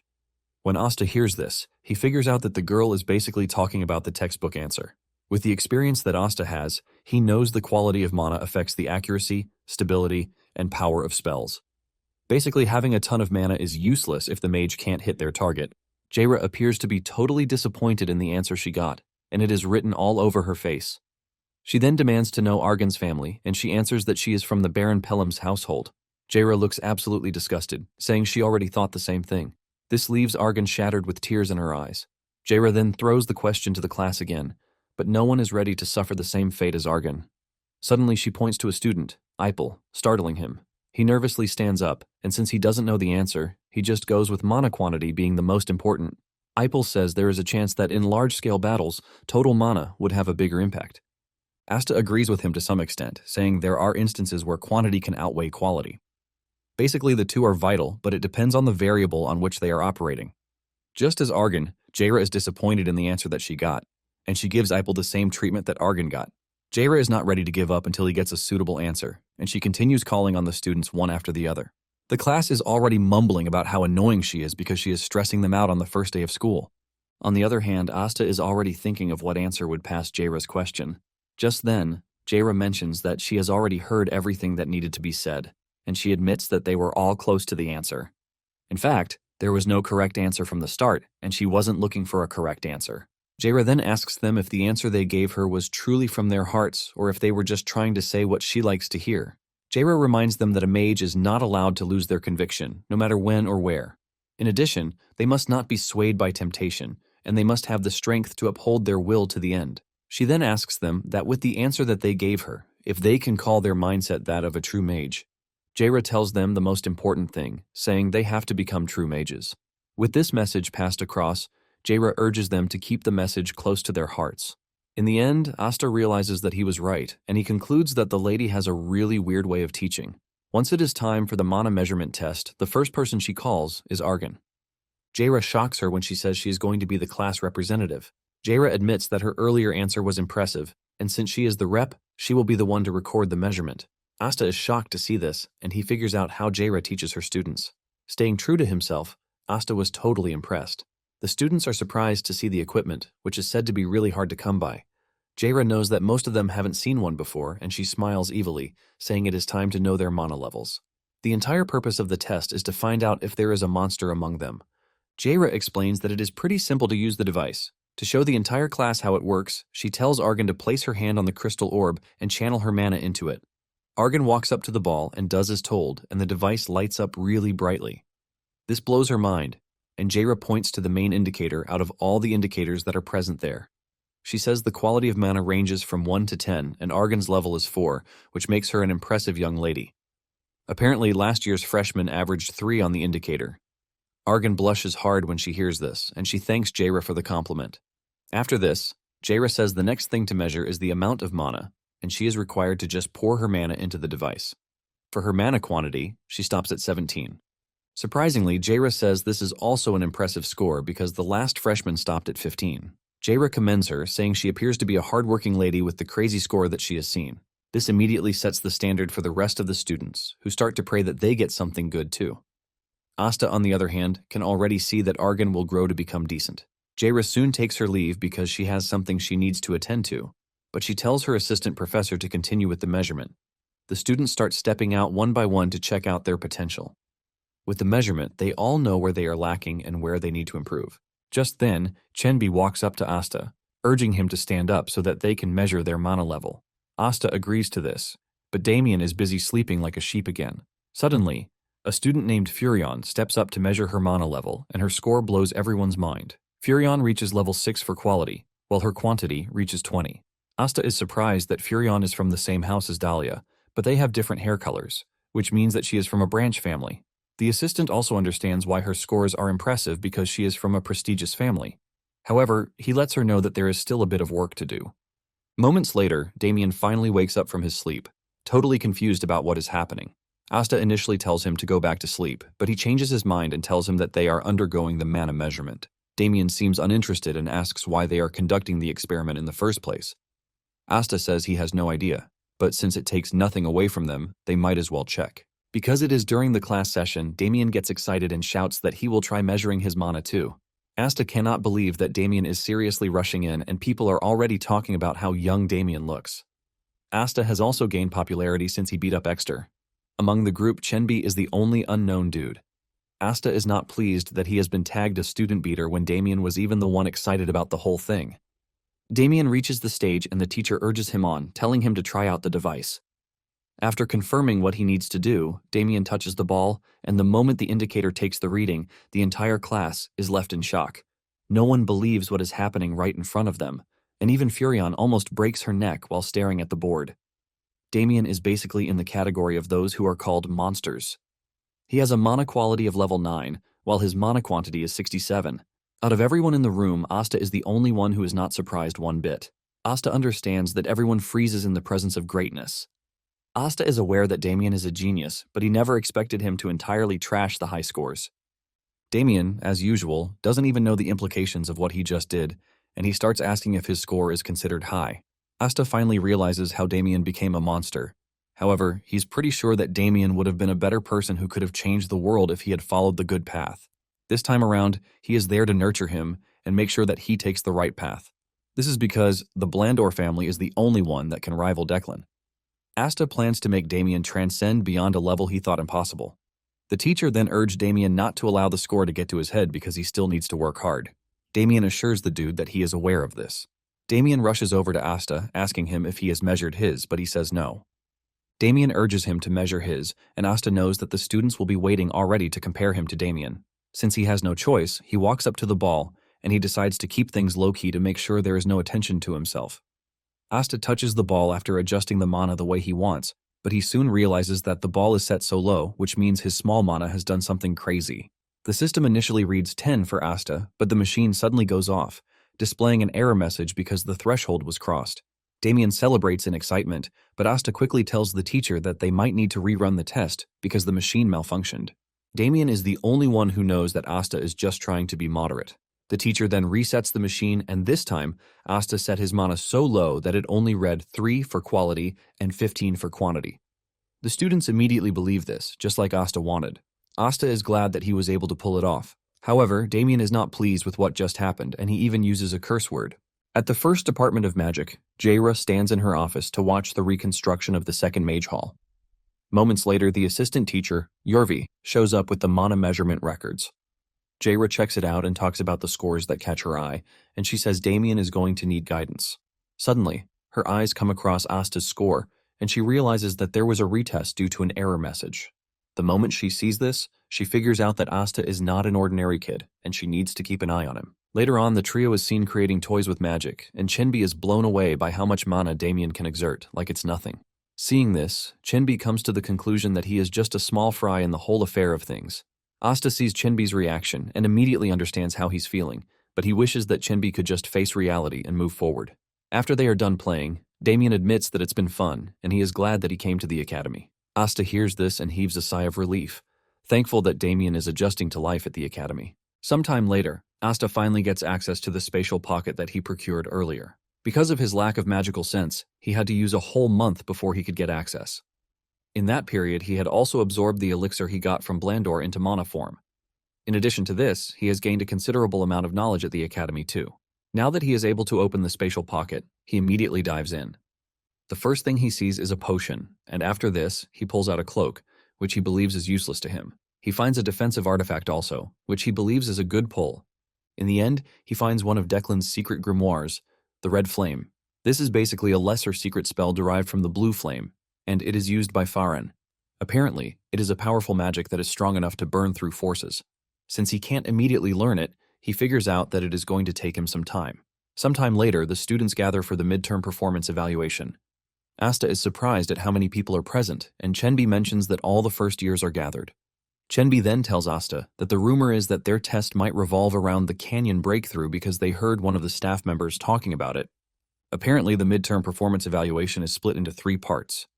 There is the trial corridor, which is a maze-like sewer where one must reach the goal. The second is the canyon breakthrough, where students race to the finish line. The third and last is the simulator, where one duels against a person or a monster. Even though he knows about the 3 tests very well, Asta is not worried, since all he has to do is pass. However, he is worried about Chenbi, who is not capable like him or Damien. The students are still debating what the test will be when a thunderous voice appears on the scene, telling them to keep quiet. It turns out to be Paran, and he introduces himself to the students, telling them that he will be the one to oversee the performance evaluation. In no time, Paran lets the students know that their test is going to be the trial corridor. Chenbi almost pisses his pants when he hears this, because the little plan he has in his head is already cooked. Parun then tells the students to line up their classes while he explains the rule to them. He lets them know that the trial corridor is a maze-like sewer, and they are expected to pass through it to reach the final gate. Basically, the paths all lead to the end, no matter which one they take. Chenbi smiles when he hears this, believing that the test is going to be a piece of cake. Just then, Parun mentions that what he just mentioned is basic and would make the test meaningless. It turns out that Parun has something else cooked up, and he unveils the golems he has stored up. Chenbi freaks out when he sees the golems because he can't believe that they are now using golems in a performance test. Parun mentions that the golems might be slow and dull, but they are still tough given their current level. However, their cores are exposed, and their durability has been adjusted, so this should give the students the upper hand. Nonetheless, Parun warns them that the golems will easily catch up in a closed space. Parun can see the reaction on the students' faces, and he is disappointed. However, he is convinced that there are some students with potential among them. After taking a good look, he assesses them, and he believes that Damien is not among the top contenders because he looks really dull. Parun continues to speak his rule. And he mentions that the golems are there to be gatekeepers, which means it is left for the students to defeat them or move past them. He then reveals that each of them will be given a test bracelet that has a protective power similar to a force field. He lets them know that the moment their force field breaks, they are disqualified, and the golems will ignore them from then on. After he has laid down the rules, Parun realizes that the students are still unmotivated, and he decides to add an incentive. He tells them to impress him in whatever way they can, and he promises to give the winner a personal reward, which they will definitely adore. The moment Asta hears this, he gets fired up because he wants whatever Parun is offering. In a quick revelation, it appears that Repeater is the largest library on the Eastern continent, and the library is divided into 3 tiers: upper, middle, and lower. Given Asta's status, he is only able to access the lower tier, and when he went there to look for clues, he couldn't find any trace of what he went there for in the lower tier. With this in mind, Asta figures out that he has to gain access to the middle of the upper tier if he wants to find what he is looking for. However, these 2 tiers are restricted to royalty, archnobles, and distinguished houses. Apparently, there is another way to gain access, and this recommendation from 3 or more professors. With this in mind, Asta figures out that he has to impress Parun. After Parun is done laying out the rules, he tells them that he is going to give them a short prep time to collect supplies from the professors to help them during their test. The students immediately rush over to the assistants, demanding to obtain several high-level items to help them during the test. However, most of their requests are denied because they are not allowed to take in anything that will give them an edge. While the students are all shouting and panicking about what to get, Damien simply requests 20 vine seeds. The assistant professor is surprised that Damien is asking for vine seeds contrary to his primary element, but Damien replies that he doesn't have a primary element, which means he can still use plant magic. Asta is surprised when he sees this because he doesn't believe that the nonchalant Damien is also making preparations. At the same time, Asta is eager to see if Chenbi will finally break out of his shell. Once they are done with preparations, Parun tells them that he is going to assign starting locations, and they are to check their names to know their assigned starting point. Asta then checks where he falls under, and he realizes that he has been assigned to starting point 3. He looks around to see that the other 2 are assigned to different starting points. In Asta's group, he realizes that there are 6 other guys there, and he doesn't even know their names. Moments later, Asta is approached by an arrogant dude who is accompanied by 2 of his lackeys. He introduces himself as D-Bay and tells Asta that he has a proposition for him, since he is not bad with the blade. Asta tells him to go ahead, and D-Bay reveals his interest in buying the bracelets of students who get eliminated. He tells Asta that he is ready to pay 30 gold coins each. He mentions that he, Asta, and his 2 friends are off the list, which means he is ready to pay 90 gold coins. When Asta hears this, he is surprised because 30 gold coins are about a peasant family's monthly income. D-Bay expects Asta to jump at the offer, since he is from a poor background. At the same time, D-Bay's goal is to protect himself, and Asta agrees with this. Even though it might look like cowardice to some, it is basically an art of making the best of what one has. And since they are rich, they might as well throw the money at their problems. Just then, Asta asks D-Bay why he calculated 90 gold. D-Bay assumes that the money is not enough for Asta, and he offers to add 5 gold coins each to make it 105 gold coins. Asta then tells D-Bay that this still doesn't add up, as he suggests that they redo the math. Since there are 3 other guys on the team with D-Bay and his lackeys, making 6. Asta then asks why D-Bay removed the price of his life from the calculations. From Asta's calculations, he tells D-Bay that the right amount should be 210 gold. The moment he says this, the trio is left in shock and total disbelief. D-Bay is pissed at the amount of confidence oozing out of Asta's body. D-Bay then decides to raise the price to 40 gold coins each, believing that 35 is not enough. Asta still uses this against him, telling him that the total of the money is now 240 gold coins. D-Bay reacts angrily at this because he doesn't believe that Asta is trying to make the best of the profit from the deal, even though it might cost him his life. Since he doesn't see a way through with Asta, D-Bay believes that it would be better if they just back off. He tells Asta that the negotiations are off, and just as he is about to leave, Asta calls him back, asking him where he is going. Asta lets D-Bay know that he owes him already, and this fully triggers D-Bay. He demands to know what Asta means by this. Asta then uses a simple analogy, explaining to D-Bay that there are 3 packs and 3 people loaded in a carriage. Even if the packs are removed, Asta tells D-Bay that he is supposed to pay for the people in the carriage. With an evil smile and arrogant face, Asta tells D-Bay to pay up 120 gold coins, which is 40 gold coins per member. D-Bay's lackeys immediately jump in to defend their master, telling Asta that he is nothing in D-Bay's presence. One of them gets overexcited and walks up to Asta, threatening to beat him up. However, he realizes that it is the wrong move when he sees the difference in Asta's stance and voice. Trying to avoid any trouble with Asta, Debay decides to pay up the 120 gold coins. Just as Debay is about to pay, Asta raises the price to 160 gold coins, saying his targets are nobles.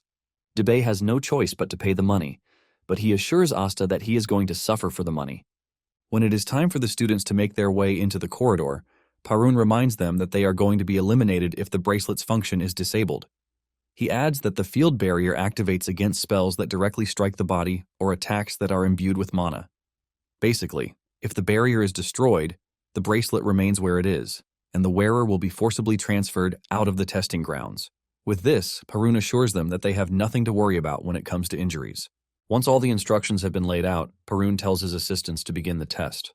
Momentarily, the students are warped into the testing grounds and the inner footage starts to broadcast. While checking out the starting points, Parun realizes that Damien and Dahlia share the same starting point. Suddenly, something goes horribly wrong as the broadcasting feed from starting point 3 freezes. Panic ensues among the assistants, who believe that they didn't check properly, but Parun urges them to calm down, telling them that he personally checked everything before they began. Unknown to them, a battle has ensued between Asta and Debay's lackeys. Some minutes earlier, Debay and his lackeys wasted no time attacking Asta the moment they stepped into the testing grounds. Since getting hit by magic means instant disqualification, Asta makes a quick dash for it, dodging their initial attacks.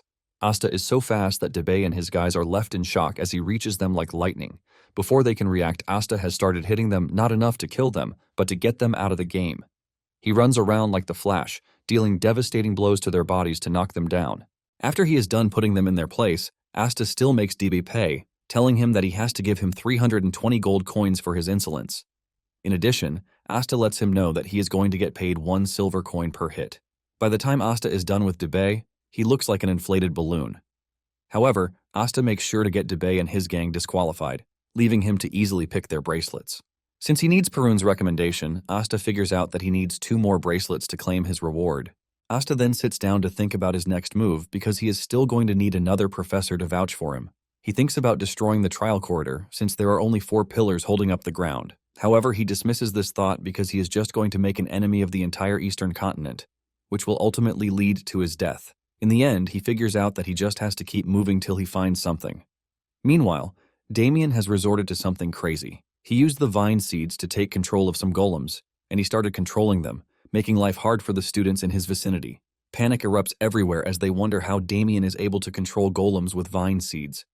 They try to take down the golems, but the vine seeds around the golems make their spells pretty useless. As the whole chaos continues, Chenbi soon concludes that he has no reason to involve himself in any problem since his goal is to qualify. He makes a run for it, hoping to hide somewhere safe. Suddenly, the bracelet starts sparkling and Chenbi assumes that he got hit with magic without realizing it. Because of this, he dejectedly sits down, waiting to be transferred out of the testing grounds since he believes that he has been disqualified already. Minutes later, he realizes that nothing is happening, leaving him totally confused as to what is happening. Suddenly, a voice echoes through the grounds, and with it comes something sinister. The voice addresses the students, saying they have no demands, but their only mission is to bring consequences to those who have angered the great being. Damien is about to trash one of the students, but he stops so he can hear whatever the voice has to say. Just then, the voice declares its intention, revealing its plans to kill all the students. It is at this point that Parun and the assistants realize that there is trouble. Everything has practically gone offline, and there is nothing under their control again. Parun realizes that the assistants are panicking, and he tells them to stop shaking, urging them to find the professors at once. He tells them that Jaira should be their priority when fetching the professors. Immediately, the assistants ran off to call the academy professors. At the same time, Parun is pissed that there is someone or a group of people who would dare mess with the academy's midterm evaluation. On the other hand, all the golems in the corridor have fallen under the enemy's control. With the golems now in the wrong hands, they start moving really fast and are deadly. Asta is also surprised that the golems are able to precisely track him down. Asta quickly figures out that someone had tampered with the control. Given the large number of golems outside, Asta figures out that all the golems in the storage have been released. Asta, being the battle addict that he is, decides that he has no choice but to have fun with the golems while also dealing with the main culprit. Chenbi is thinking about his trash life when he hears someone running toward him. He turns around, and when the person finally emerges from the dark, it turns out to be Asta. Just as he is about to rush over to hug him, he realizes that he is being chased down by a bunch of golems.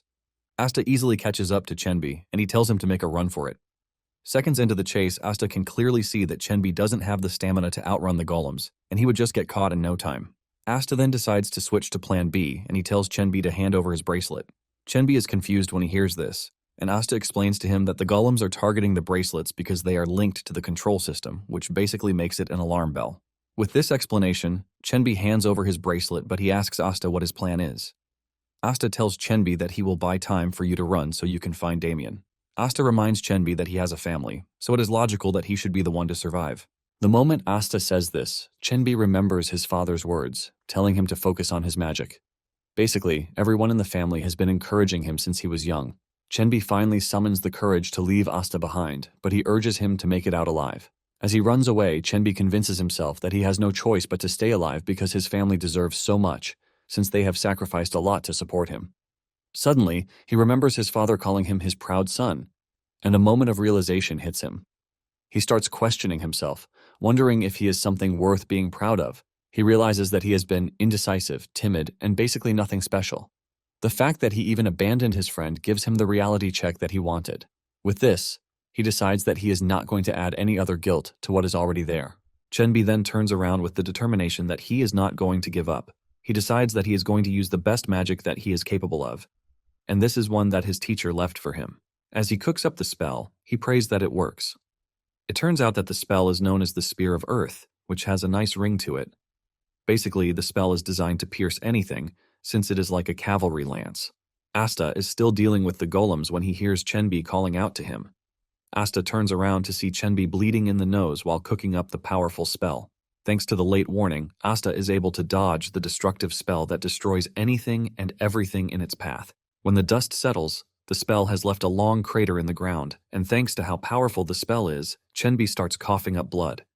Chenbi crashes to the ground, but Asta grabs him before he reaches the ground. Exhausted, Chenbi talks about how his master came to name the spell. He talks about how grand the spell is, but Asta disagrees, telling him that the caster is the one who proves how powerful the spell can be. Asta says the caster's usage of the spell determines everything. Just then, Chenbi starts acting like he is about to die, and Asta forces a potion down his throat, telling him that he will be fine. In no time, Chenbi regains his strength, leaving him dazzled. Meanwhile, Asta is wondering what he is supposed to do with Chenbi, since he can't possibly just drag him along. Asta then takes a moment to track down the flow of mana in the surroundings. Once he has determined the safe path, he tells Chenbi where to go so he can find the other students. Chenbi then asks Asta what he plans to do, and he replies that he has business to attend to. Basically, Asta has traced the bad mana to the control room, and he is excited to check it out. Asta then makes his way toward the control room, and as he gets closer, he remembers that he has come across the same feeling before. He can clearly see that it is not Declan, and after racking his brain for a couple of minutes, he realizes that what he is up against is the demonic realm. Everything immediately starts coming back to him because he can clearly remember the demonic energy emanating from the demonic realm. Asta's expression immediately switches to his psycho personality, as he remembers that one peculiar dude, Friesen, is behind it all. Meanwhile, inside the control room, Friesen is ecstatic that his little experiment is working because the demonic beasts have manifested already, and everything is functioning the way it should. Basically, everything went well thanks to the ancient artifact he is wearing on his hands.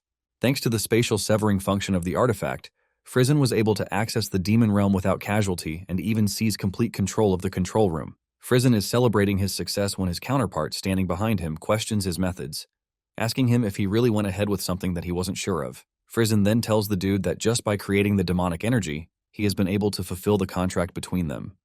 The dude finally appears from the dark, and he has a mask covering his mouth. He lets Friesen know that he is free to do whatever he wants as long as it works for him. Basically, all he wants is for a certain professor to be disgraced. Friesen then bows his head to the dude, addressing him as the Great Hound of House Weimar. The Hound replies, telling Friesen not to utter his family's name with his trash mouth. Deep down, Friesen is pissed that he has to bow to someone like the Hound because his family is just a vassal family under Declan. Basically, Friesen is doing all these so that Weimar can give him a place for his experiments, and because of this, he concludes that he is going to endure whatever dishonor the Hound throws at him. In addition to this, he and his group have been able to finally form a forbidden magic sect called Salvation. Just then, the Hound asks Friesen how long he needs to take total control of the core because a student is approaching.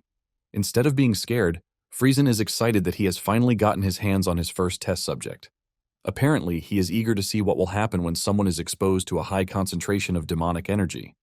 From common knowledge, they are supposed to die, But Frizen says the ancient texts say something different. Apparently it works differently on those with mana or ether, ultimately creating a human beast. Meanwhile, Asta is stuck in the middle. He can't go back because there are golems behind him, and in front of him are demonic beasts. Since he is stuck in a dilemma, Asta decides to move forward. Frizen is still smiling until he suddenly realizes something off about Asta. Asta smirks while telling Frizen that he is coming for him. Frizen's smile fades away instantly, and the Hound asks him if he has seen Asta before.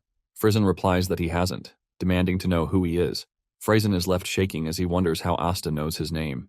Suddenly he sees Asta pulling out bracelets that he had collected. With blinding speed, Asta dashes toward the demonic beasts, and he slaps the bracelets onto their bodies. This basically pits the demonic beasts against the golems, leaving an easy path for them to destroy themselves, while Asta does nothing.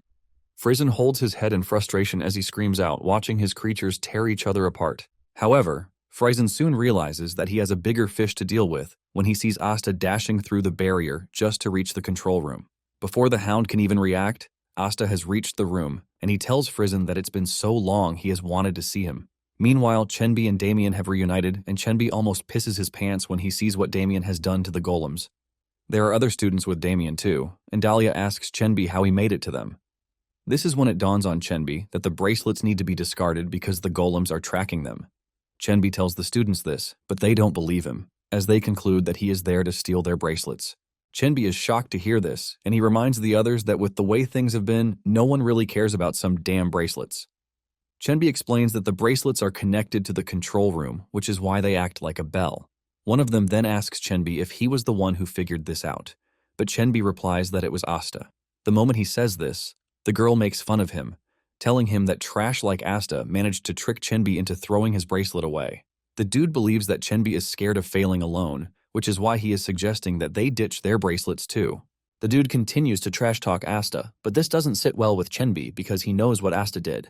Before Chenbi can say anything, Damien's voice catches their attention as he talks about the first time he met Asta.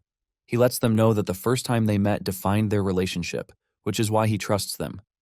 With this, Damien removes the bracelet and throws it on the floor, telling the others that they are free to take it. He then calls on Chenbi, telling him that it is time to go.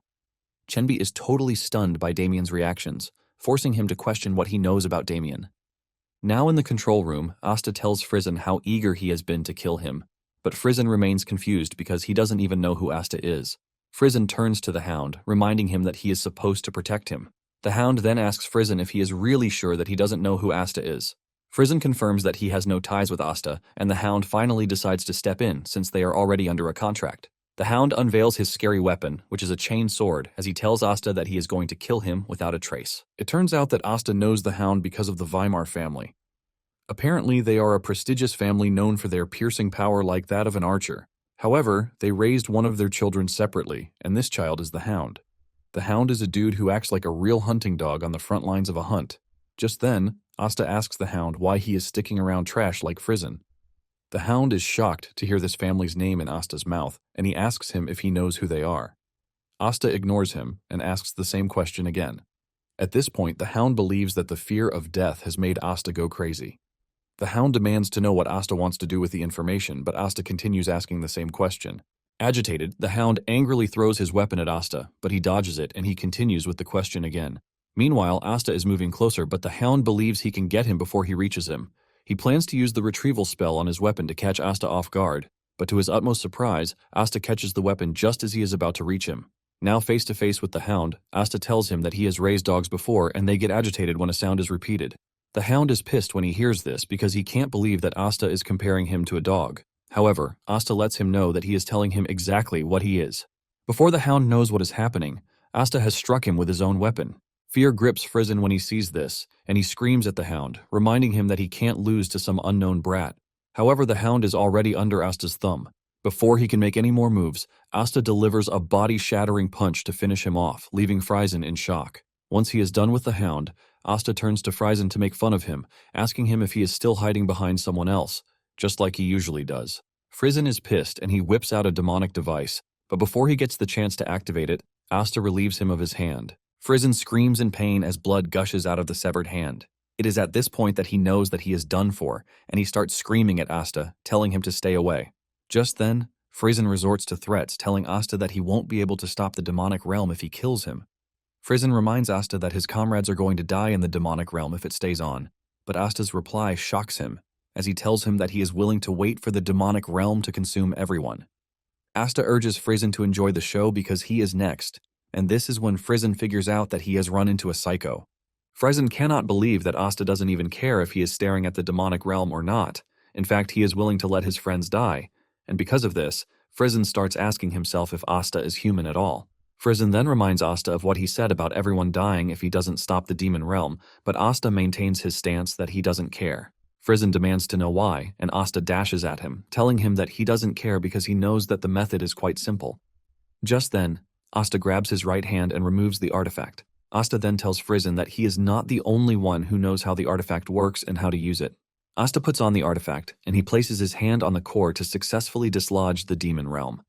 Frizen is left in shock when he sees this, and Asta lets him know that there is no way he is ever going to forget him. Asta mentions that Declan pinned a bunch of crimes on Frizen before having him executed. Basically, to prevent this was why Asta started chasing Frizen. Asta narrates just how long he was chasing Frizen that he almost lost his mind. Even though Asta was the best in tracking, he couldn't find Frizen. Asta admits that Frizen was quite the runner because he moved basically everywhere on the planet. Asta mentions that he searched everywhere, leaving his hands soaked in blood. After chasing for so long, Asta mentioned that he tracked Frizen to the demonic realm. Asta didn't hesitate before entering the demonic realm. Monsters kept coming at him left and right, and even the demonic energy eroded his body and mind. At last, he still couldn't find Frizen, and he gave up. He crawled out of the demonic realm to be met by a troubleshooter who was already waiting for him. He mentioned that he had news, but he was too scared to enter the demonic realm to tell him. This was why the dude stayed outside until Asta came out. In the end, the news turned out to be about Frizen and the fact that he was dead. Apparently, Declan had caught him and squeezed out every last detail about forbidden magic and the artifact. Asta talks about how empty he felt, causing him to sit in front of the demonic realm for days, just staring at the sky. After hearing Asta's story, Frizen replies that he has no idea what he is saying because he is just an attendant. Asta ignores his words when he realizes that he is bleeding too much. Asta quickly opens up a bottle of potion and forces it down his throat, telling him that he can't die yet because he has to hear the end of the story. Deep down, Frizen is trying to find an escape route since Asta has just given him a fighting chance. Asta continues the story, and he talks about how he saw a wyvern in the sky, and it looked free. This was when it dawned on Asta that he had become an empty person who was just venting emotionally. Because of this, he erased the idea of revenge from his mind. However, as fate would have it, he ran into Frizen. Frizen is still cooking up his plan to escape when Asta dashes toward him and slams his head into the ground. Asta looks absolutely dangerous as he tells Frizen that he had researched everything about the demonic realm and Frizen's experiments just for the sake of when he finally meets him. Asta tells Frizen that he managed to document how his comrades died, and because of this, he is going to take his time to recreate every bit of the pain in Frizen's body. Tears and sweat run down Frizen's face with the grim realization that Asta is going to enjoy what he is about to do to him. 2 hours later, Jaira finally gains access to the testing ground and she screams at the attendants to find the students so that they can save them.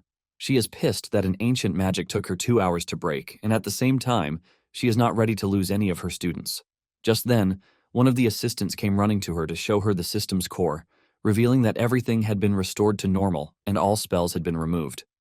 Jaira then tells the assistants that they should prioritize rescuing the students over catching the intruder. In addition, she doesn't want any announcements because they have no idea how the intruder will react. Soon afterward, all the students are accounted for, leaving Jaira utterly confused. She can't believe that they were under attack for over 2 hours and none of the students died in the process. Just then, Perun reaches out to Jaira, telling her that he has gained access to the internal control room. He then displays what he saw in the control room, and Jaira is horrified when she sees 2 mangled bodies lying in the control room. Jaira is left wondering who could have carried out such a brutal killing, and suddenly she remembers Asta's profile that she saw the other day. Jaira turns around, and she ends up locking eyes with Asta. Without a doubt, she can clearly see that Asta has something to hide. Moments later, the headmaster also shows up, saying he had to come as fast as he could. Jaira is surprised that the headmaster made it all the way from the eastern outskirts of the continent in such a short space of time. The headmaster, on the other hand, is pleased that Jaira wrapped things up nicely. At the same time, the headmaster has taken up interest in the report that Jaira sent to him, claiming that Asta was the one who dealt with the intruders in such a brutal way. Basically, every mage has what is called a heart demon, and it always appears without warning. Most times, this heart demon of a thing never ends well. Due to the fact that he always followed orders in his past life as a troubleshooter, Asta didn't have this. However, his comrade's death at the hands of forbidden magic was what made him really furious, but he ended up burying the rage. At least, this is what he thought until he ran into Friesen at the trial corridor, which ultimately released all the emotions he had been bottling inside. Asta felt like he was carrying a bomb in his chest that could go off at any given time. Now that it is already a week after the whole incident, Asta believes it is the perfect chance for him to start absorbing the Crimson's Fire secret tome. Basically, the secret art he mastered in his past life was a non-attribute secret art that was given to troubleshooters. However, this will be his first time learning an elemental secret art like Crimson Fire. This is why he has made sure to read the first stages over and over again, but at the same time, he looked at the ending to make sure everything feels right. Even though the primary mana circuits are not that different from the Heavenly Origin technique, simply circulating mana through the Crimson Fire's circuits only grants fire-aspected mana, which means the form of the mental image must be carefully maintained. Just then, Asta is able to activate the tome, and he starts absorbing the mana, igniting a flame in his heart that burns through his hands. After he is done with manifesting it, he proceeds to the compression of the spell. He soon realizes that the toll it is taking on his body is much greater than his usual non-attribute mana. In the end, he is about to successfully absorb some of it, and Asta believes that he is now one step closer to Farron. He is glad that he has finally added the fire attribute to the basic art. Just after he is done and thinking about how to go about the whole thing, he senses a great presence outside the building. Without a doubt, he could see that the person was trying to call him out. Asta doesn't hesitate, and he steps out of the building, and to his surprise, it is the old dwarf, the headmaster. The headmaster then mentions that he finally understands why Jaira was suspicious because Asta handled the fire mana cleanly. He admits that Asta is something else, and Asta casually calls him principal, but the old man suggests he call him headmaster instead. Suddenly, the headmaster releases a massive amount of aura from his body, causing Asta to start questioning what is happening. However, he is a former troubleshooter who has no business in the field of fear. He manages to stand his ground, and the headmaster finally speaks out, telling Asta that he is the highest authority in the academy, and he deserves some form of respect and greetings. Asta immediately bows his head to the headmaster, offering his greetings at the top of his voice. The headmaster then urges him to keep his voice down because he is free to shout as much as he wants, but no one is coming because he has blocked out the surrounding sound. Asta is surprised and impressed at how intuitive the old man is. Asta was trying to get people's attention, but the headmaster already moved ahead of him. Asta then asks the headmaster why he came, and he mentions that he came because he has questions.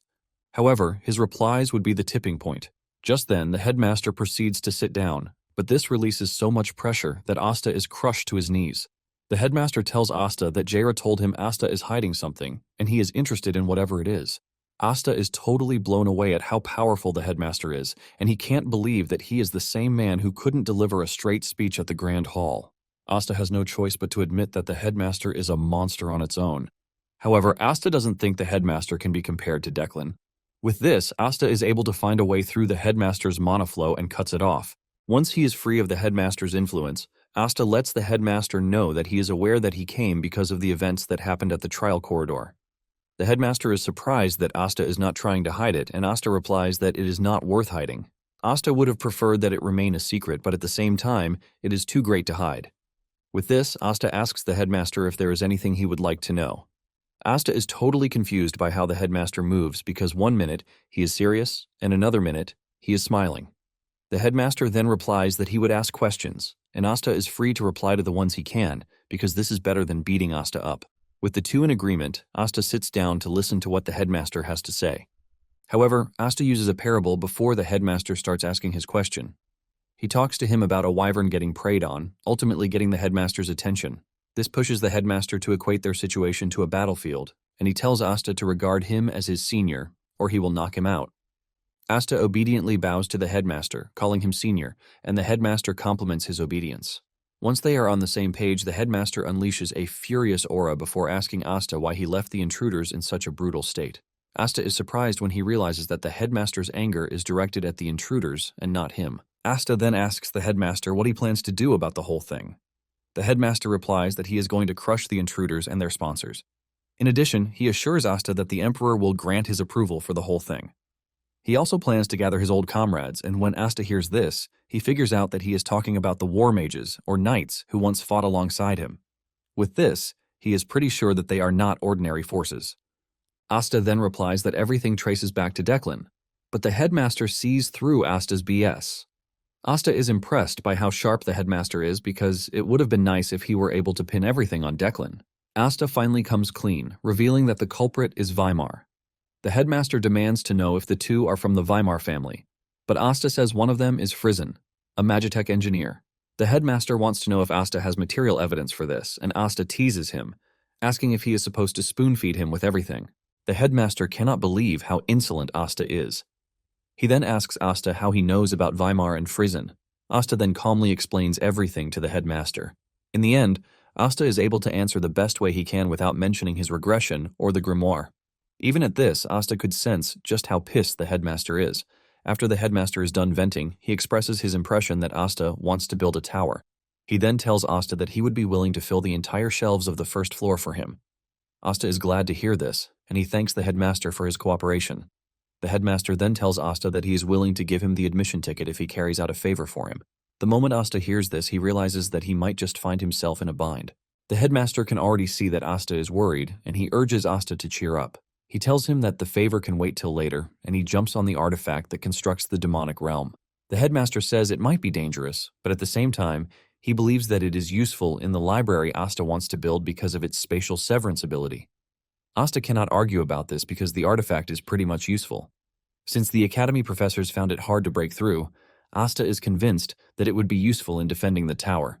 However, he has a problem, and this is the fact that he is not very knowledgeable when it comes to Magitech. The headmaster then tells him to see Jaira about this. The headmaster assures Asta that he is going to put in a word for him because she is someone he can trust. However, he is pretty sure that Jaira will be interested in his identity, unlike him, who doesn't really care. To counter this, the headmaster comes up with a cooked-up story just in case. The next day, Asta is studying when Damien and Chenbi show up. He is shocked to see how much weight the two have gained in 1 week.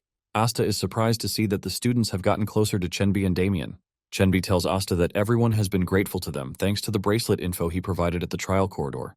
In fact, they were even given elixirs as gifts, and their parents helped out too. Chenbi thanks Asta for the help, but Asta replies that there is no need to thank him because Chenbi was able to convince the students on his own. Asta tells Chenbi that he was the one who created the change himself. Asta then asks Chenbi what Damien did in the trial corridor. Chenbi replies that Damien was able to bind a golem with plant-type magic and put it to work. Basically, he controlled golems, and he named them Cerberus 1 through 3. Just as Chenbi sits down to have a proper conversation with Asta, Jaira shows up, telling Asta to come see her in her office at that very moment. When Asta arrives at the office, Jaira asks him if he knows why she summoned him. Asta simply replies that he is pretty sure that she didn't call him for counseling. Jaira confirms this, saying she has heard the story. Basically, the headmaster has told her that Asta is the descendant of an old war mage. She has also heard that the one behind the incident is Weimar, and Asta affirms this, saying they are all trash, including Declan. Asta is impressed that the headmaster has already set everything up. Instead of drawing attention to Blandor under a disguised identity, the headmaster suggested that they go with a descendant of an old war mage, wandering the continent while hiding his identity. Basically, the war mage has a beef with Declan and Weimar, and Asta agrees with this because it goes with his main goal. Jaira then mentions that the whole thing has loopholes, but she is not going to probe further, since the headmaster already spoke to her about it. She assures Asta that she is going to cover everything up because she can see that Asta is not a threat to the academy. Suddenly, Asta spices the mood by staring at Jaira's bouncy melons before telling her that she is way older than him. Jaira initially gets angry, but finds a way to calm herself. She believes that Asta is just trying to compliment her, and she calmly accepts it. Jaira compliments Asta, saying it was all thanks to him that they were able to preserve the students in the corridor. Just then, Asta tells Jaira about his plan to establish a library, and he asks her if he could get her support in the form of publications. Jaira doesn't hesitate before telling Asta that she is on board with this, and Asta heaves a sigh of relief. He has basically concluded the 3 academic ties that he wanted with this.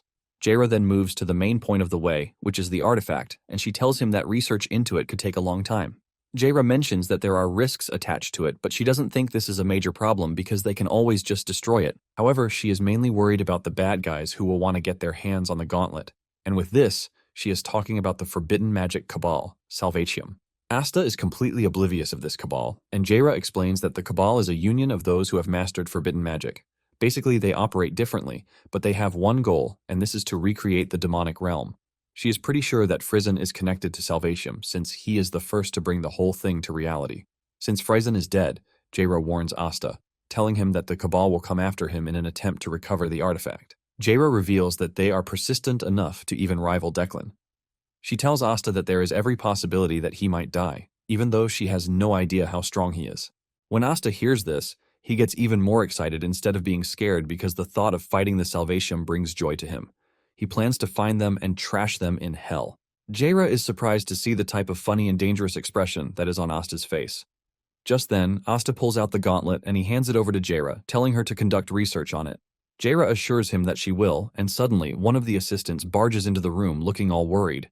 He then reveals that the head of the Declan house, Farron, has just arrived at the academy, leaving a wave of shock coursing through Asta's body. The whole academy immediately goes into full panic mode, and the headmaster tells everyone to get their things right. The students are sent back to their dormitories, while security is tightened. The headmaster, Parun, and Jaira then wait to welcome Declan to the academy. This is the first time the headmaster will be seeing Declan, who became the head of the family at the age of 30 thanks to his great achievements. However, it is common knowledge that Declan's atrocities grew larger when Declan took over. Nonetheless, the headmaster doesn't want to react to Declan on the basis of this.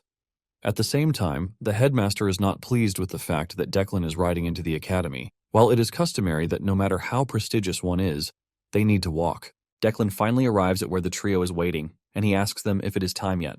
The headmaster is confused by this, asking Declan what he meant. Declan then mentions that he heard about the attack on the trial corridor. The headmaster returns the same energy, telling Declan that he is saying what has not been confirmed. The headmaster is pissed that the Declan family is the one behind it, but Declan is acting as if he knows nothing. Just then, Declan lets off a fake smile before revealing that he came to the academy to offer his assistance. Declan unveils his pocket space as he talks about how he was able to capture those behind the attack. Sitting in his pocket space are the heads of those who are behind the attack, and he mentions that Weimar was the leader. Declan mentions that he did a clean job by wiping out Weimar and his children.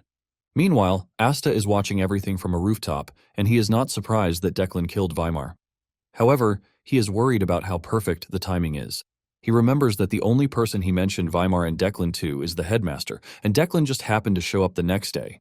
He wonders if it is just luck or if Declan is truly meticulous. Nonetheless, Asta is relieved that he finally has the chance to get to Declan in his current life, even though he is still way above his level.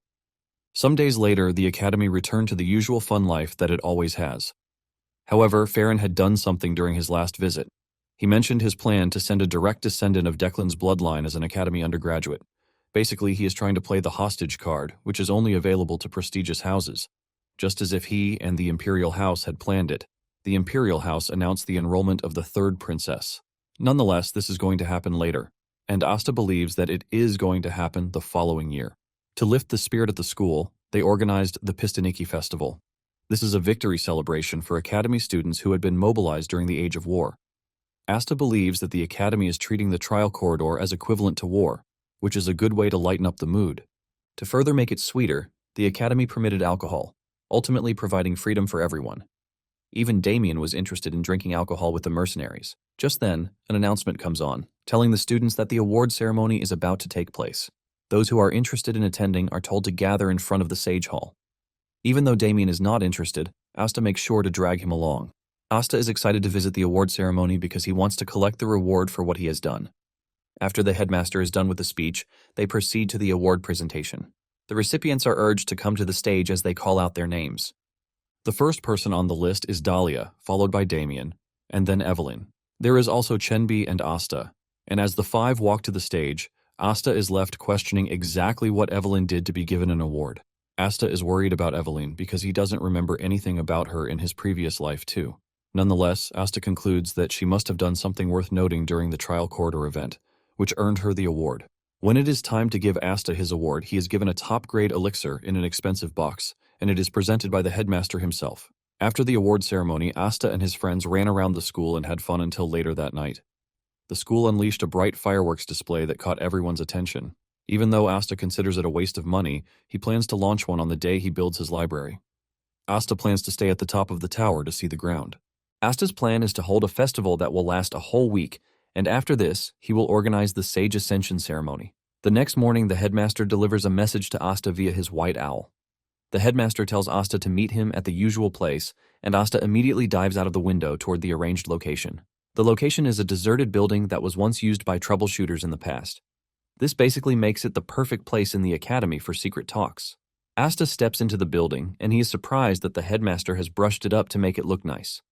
Once they have settled in, Asta asks the old man why he called for him so early in the morning. The old man then reminds him that he owes him a favor. This is when it finally dawns on Asta that he traded a favor for the library pass. The headmaster then reveals that the favor is an easy one. Basically, the headmaster wants Asta to deliver a letter to his friend. Before taking the letter, Asta already knows it is not going to end well. Asta asks the headmaster where he is supposed to go, and he reveals that his destination is the Hammern Great Forest, where the target has hidden himself. Asta is shocked when he hears this because the Hammern Great Forest has been preserved since ancient times, and there are loads of monsters and magical materials lying around. Asta cannot believe that the headmaster is telling him to find someone in such a place. The headmaster teases him, saying it is not supposed to be difficult because there are other people living there too. He urges him to check a few base camps and he will definitely find him. Asta is worried about the dangers, and just as he is about to complain, the headmaster cuts in, saying he forgot to tell him that he had already prepared something beforehand. The headmaster places the list in front of Asta and is left dumbfounded. Everything on the list is really expensive and rare. The headmaster then asks him what he wanted to say, but Asta quickly swallows his words before telling the headmaster that he is up for the task. Basically, the reward for the mission is just too great for Asta to afford to refuse. Asta is basically blown away by the level of rewards he's been getting lately. In addition to this, he managed to get the Iracane Workshop Artifact Production Voucher, which is a production voucher from a prestigious workshop where even noble houses step back and wait till it's their turn. Thanks to all of these, Asta just can't say no to the headmaster's proposal. The headmaster then reveals that he had plans to call the target back to the academy, and with the demon realm and Declan's fuss, the headmaster believes it is time he finally receives help from his said comrade. However, the dude claimed he was attending to something personal, which is why the headmaster wants Asta to go over there and help the dude sort out his personal affairs. In the end, Asta managed to squeeze out more compensation for the mission before he finally left the meeting. After the meeting, Asta thinks of his next plan. He had initially thought of increasing his mana capacity, using the top-grade elixir, but now that he has 3, he believes that there is no need to be fixated on mana capacity. Since this is the case, he concludes on a technique that was created by referencing the knight's reinforced body, which is achieved through ether. And this technique is known as mana limbs. It is basically a technique that lets someone like Asta surpass the limits of a troubleshooter in his past life. With this in mind, Asta is glad that he is about to finally upgrade the frail body he has. He is ecstatic about the fact that he is a mage, but he is also about to gain knight abilities. Without wasting time, Asta sits down to absorb one of the top-grade elixirs. He follows the same breathing technique, but this time he poured every drop of the top-grade elixir's mana straight into his body. This allows mana to soak into every joint, muscle fiber, and nerve cell. In just a minute of taking it in, Asta's body starts burning up thanks to the firebrand. However, he is able to maintain his focus and move past the first limitation. He continues to move slowly by circulating the mana through his entire body, and not the mana circuits. After this, he injects the mana into the muscle fibers, ultimately pushing his body to the extreme. This causes him so much pain that he feels like he is being torn apart. At some point, he thinks of stopping, but he still proceeds further. He pushes to the last strand of energy in his body, but in the end, he is able to succeed in acquiring the mana limbs. In fact, he believes that he has exceeded what he wanted to reach. Even though his durability can't fully support the output, he is pretty confident that his reinforced flesh wouldn't allow him to lose to a knight. He figures out that he is going to be a problem for knights when his body finally reaches the maturity stage. Asta then decides to try out his body's regeneration. He cuts himself and expects the wound to heal back up in like 15 minutes, which is the usual time in his past life. However, to his greatest surprise, the injury closes in no time, ultimately making it a troll-level regeneration. Asta cannot believe that he has somehow gained an unexpected bonus. He figures out that including the healing light tome from Wenji would basically make him invincible, like Damien, the monster of Blandor. Just then, he realizes that there is a slight presence of mana in his blood droplet on the floor. He tries to control, and to his surprise, this lets off a bright light, ultimately telling him that his blood reacts to mana. He figures out that the Blandor's family healing art will come a long way if he manages to get it right. Apparently, there is a proliferation formula for regenerating flesh and blood in the tome, and Asta starts considering the possibility of talking to Wenji about it. However, he discards the idea because he doesn't want anything to do with the dude. Asta then decides that he is going to talk to Lancey about it, since she will be coming over for a parent consultation very soon. Shortly afterward, Lancey shows up, and she expresses her relief that Asta and Damien are safe. She asks if there is any problem, but Damien assures her that he is doing just fine. Lancey then reveals that Gamo asked her to pass along a message concerning the Blandor inner lake construction and statue design that Damien proposed the last time. Lancey admits that the proposal was detailed, but Gamo doesn't approve of it. This shocks Damien, who was already excited, but Lancey tells him that there is still a chance. She tells Damien to place within the top 16 overall in the Academy's midterm evaluation, so she can have leverage when talking to Gamo on his behalf. Asta immediately figures out Lancey's game plan the moment she says this. Lancey then tells Damien that there is no need for him to worry because he has Asta and Chenbi to help him out. Lancey then tells the two that they are going to be rewarded bountifully if they are able to help Damien out. Asta realizes that he has been pushed to the wall, but he has no choice but to dance to their tune because he needs the proliferation formula, and Lancey is the way out. With this, Asta assures Lancey that he is going to help. Damien is then asked how well he understands the basics of magic, but he stands there looking like a goat's head as he doesn't even know what the basics are. He is asked if he has any books, and he pulls out his box, which is filled with all the books he brought. Chenbi cannot believe his eyes, and he just concludes that they are about to go through hell. Chenbi asks Damien if he submitted the assignments the teacher gave on time, and Damien says yes. Chenbi heaves a sigh of relief because they just dodged a bullet when it comes to that. However, Asta is not even sure if Damien is telling the truth. When Asta checks out Damien's current standing, he realizes that he is doing almost badly in all the subjects except cultural, and he believes that this is thanks to the education he received from his family. The places where he is having issues are classes that are related to magic, and Asta is not entirely sure that he won't hit him while teaching him. They are in the middle of this when Furion shows up, telling them that he overheard their conversation about helping Damien with his studies. Asta asks him why he is coming to them about this, and he reveals that he might be able to help with this.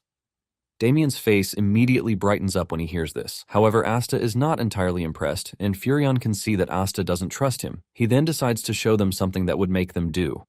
Furion whips out a sheet, which Asta immediately recognizes. It turns out that it is the completion of the most recent exams given at the Academy, and it also includes all the exams each of the professors gives.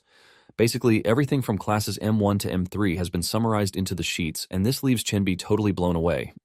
Asta, on the other hand, doesn't essentially like what Furion did at the trial corridor, but with this, he believes that there is a ray of hope at least. Even though he seriously wants to hit the dude, he decides to just hold back. Just then, Furion mentions that there is one condition attached to this, and Asta immediately concludes that he might not have to hold back for long before hitting the dude. Furion reveals his condition, and he mentions that he wants Asta to help him in the combat that will take place after the midterm evaluation, because with Asta's combat knowledge, he can definitely scale through. Asta wastes no time accepting this, and he even tells Furion that he can follow him to the training room that instant because he is itching to beat him up.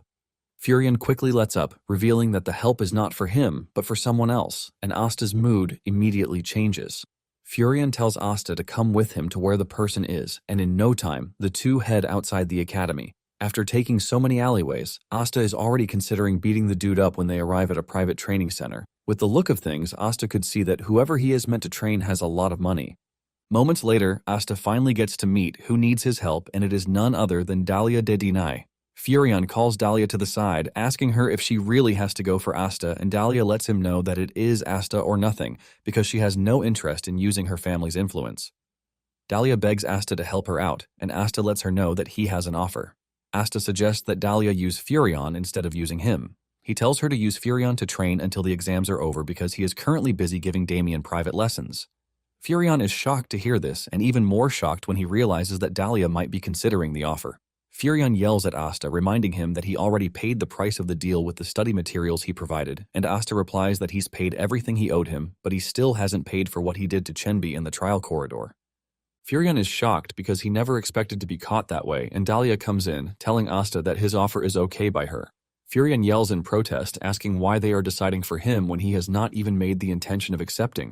Furion claims that he is a proud descendant of the Dinai family, and Asta teases him, telling him that he is free to claim whatever he wants, but since he is in need of a punching bag at that moment, he might just suffice. Furion's pride shatters, and he has no choice but to walk away, telling them that he has exams to prepare for. Asta heaves a sigh of relief, because with this, Chenbi would at least be able to relax a bit. Asta then tells Dahlia that he is going to do what is asked of him, since he has already received the full payment. Asta asks Dahlia if she wants him to train her in person-to-person combat, but she stands there totally overwhelmed. Meanwhile, Eveline is meeting with one of her associates, and it appears that Eveline wants him to steal the exam questions for her. She gives him an address to go to where he would meet someone who is an expert at things like this. Back to Asta, he still can't believe that he has to train Dahlia because in his past life they would have started beating each other up. Basically, the two had a beef going on among themselves. In fact, Asta would have killed her loads of times if it weren't for the reinforcements, but after she became Denai's chief mage, she and Asta never crossed paths again. However, if he sets aside the grudge, Asta can see that raising Dahlia would be quite profitable at least. At some point, Dahlia suppressed Declan, and this excites Asta, leaving him to wonder if he should move the timeline up a bit. Asta is thankful that he agrees to the deal because if he doesn't beat Dahlia up at that moment, he might not get the chance again. Asta then asks her what she thinks is the most important thing when it comes to one-on-one combat, and Dahlia says she has no idea, but she wants to learn the movement Asta used when he faced Exter. Asta is surprised that Dahlia is hell-bent on learning his own method, and he tells her that she has to find a method that suits her. He tells her to imagine who will win between an official rank 8 mage and a rank 9 mage if they are to fight. Dahlia says the 8th rank would win, but Asta lets her know that she is wrong. He tells her that the one who cracks the other's head first will win. Dahlia is confused by this, and Asta explains with a practical example by firing off a mana bullet to hit Dahlia's head, saying whoever gets the first strike wins. By the time Asta starts heading back to the academy, it is already late in the evening, but he knows that Dahlia would improve if she gets beaten up more often. Just then, he remembers that Damien is still in the picture. On the other hand, Evelyn's lackey is wondering what to do concerning the task that was given to him. It soon dawns on him that what Evelyn wants through the contract she is dashing out is connections with noble families, and if he plays his game properly, he might become part of the network too. He remembers how everything got ruined the last time, but he is convinced that everything will be different this time around. He soon arrives at his destination, which looks like a normal tea house, and the attendant asks him what he would like to order. The dude mentions the code phrase that he was given, which is "freeze the dragonhorn tea hot." The attendant tells him to give him a moment. With this, the dude confirms that this is where he was sent because it would have been so embarrassing if he had said the code in a normal shop. When the attendant returns with the tea, he mentions that he can see that the dude is nervous, and it is quite normal because when many people hear the term dark merchant, they assume that it is a hidden location. However, no one would have thought that such a bright and beautiful place would be a black market. The attendant then asks him how he found his way to the tea house, and he reveals that he is there to get the exam papers for the academy's basic first-year class. The attendant mentions that there is someone willing to sell the academy's exam papers, and he asks him which department he is looking for. The dude replies that he wants the magic department, and the attendant reveals that he is in luck because he is scheduled to meet the seller the next weekend. He asks Evelyn's lackey if he would like to come along for the meeting, and it immediately dawns on the dude that the attendant is trying to rile him up completely. Nonetheless, he agrees to go with him, saying it is basic merchant practice to verify the seller and inspect the quality of the goods. Deep down, the dude knows that there is no place to retreat to. The attendant is glad that he agreed to this, and he tells him that he is going to relay the time and place to him. However, he tells him not to write it down anywhere, and while he is busy telling him the information, Asta is listening in from outside. Asta doesn't want to believe that everything is a coincidence because an exam paper seller and buyer just happened to show up at the same time. Asta realizes just how messed up the whole thing is, and not one person has mentioned the price. Nonetheless, he decides to just see the whole thing for himself, and since he has some Declan clothes that fit the role, he decides to do it at that moment.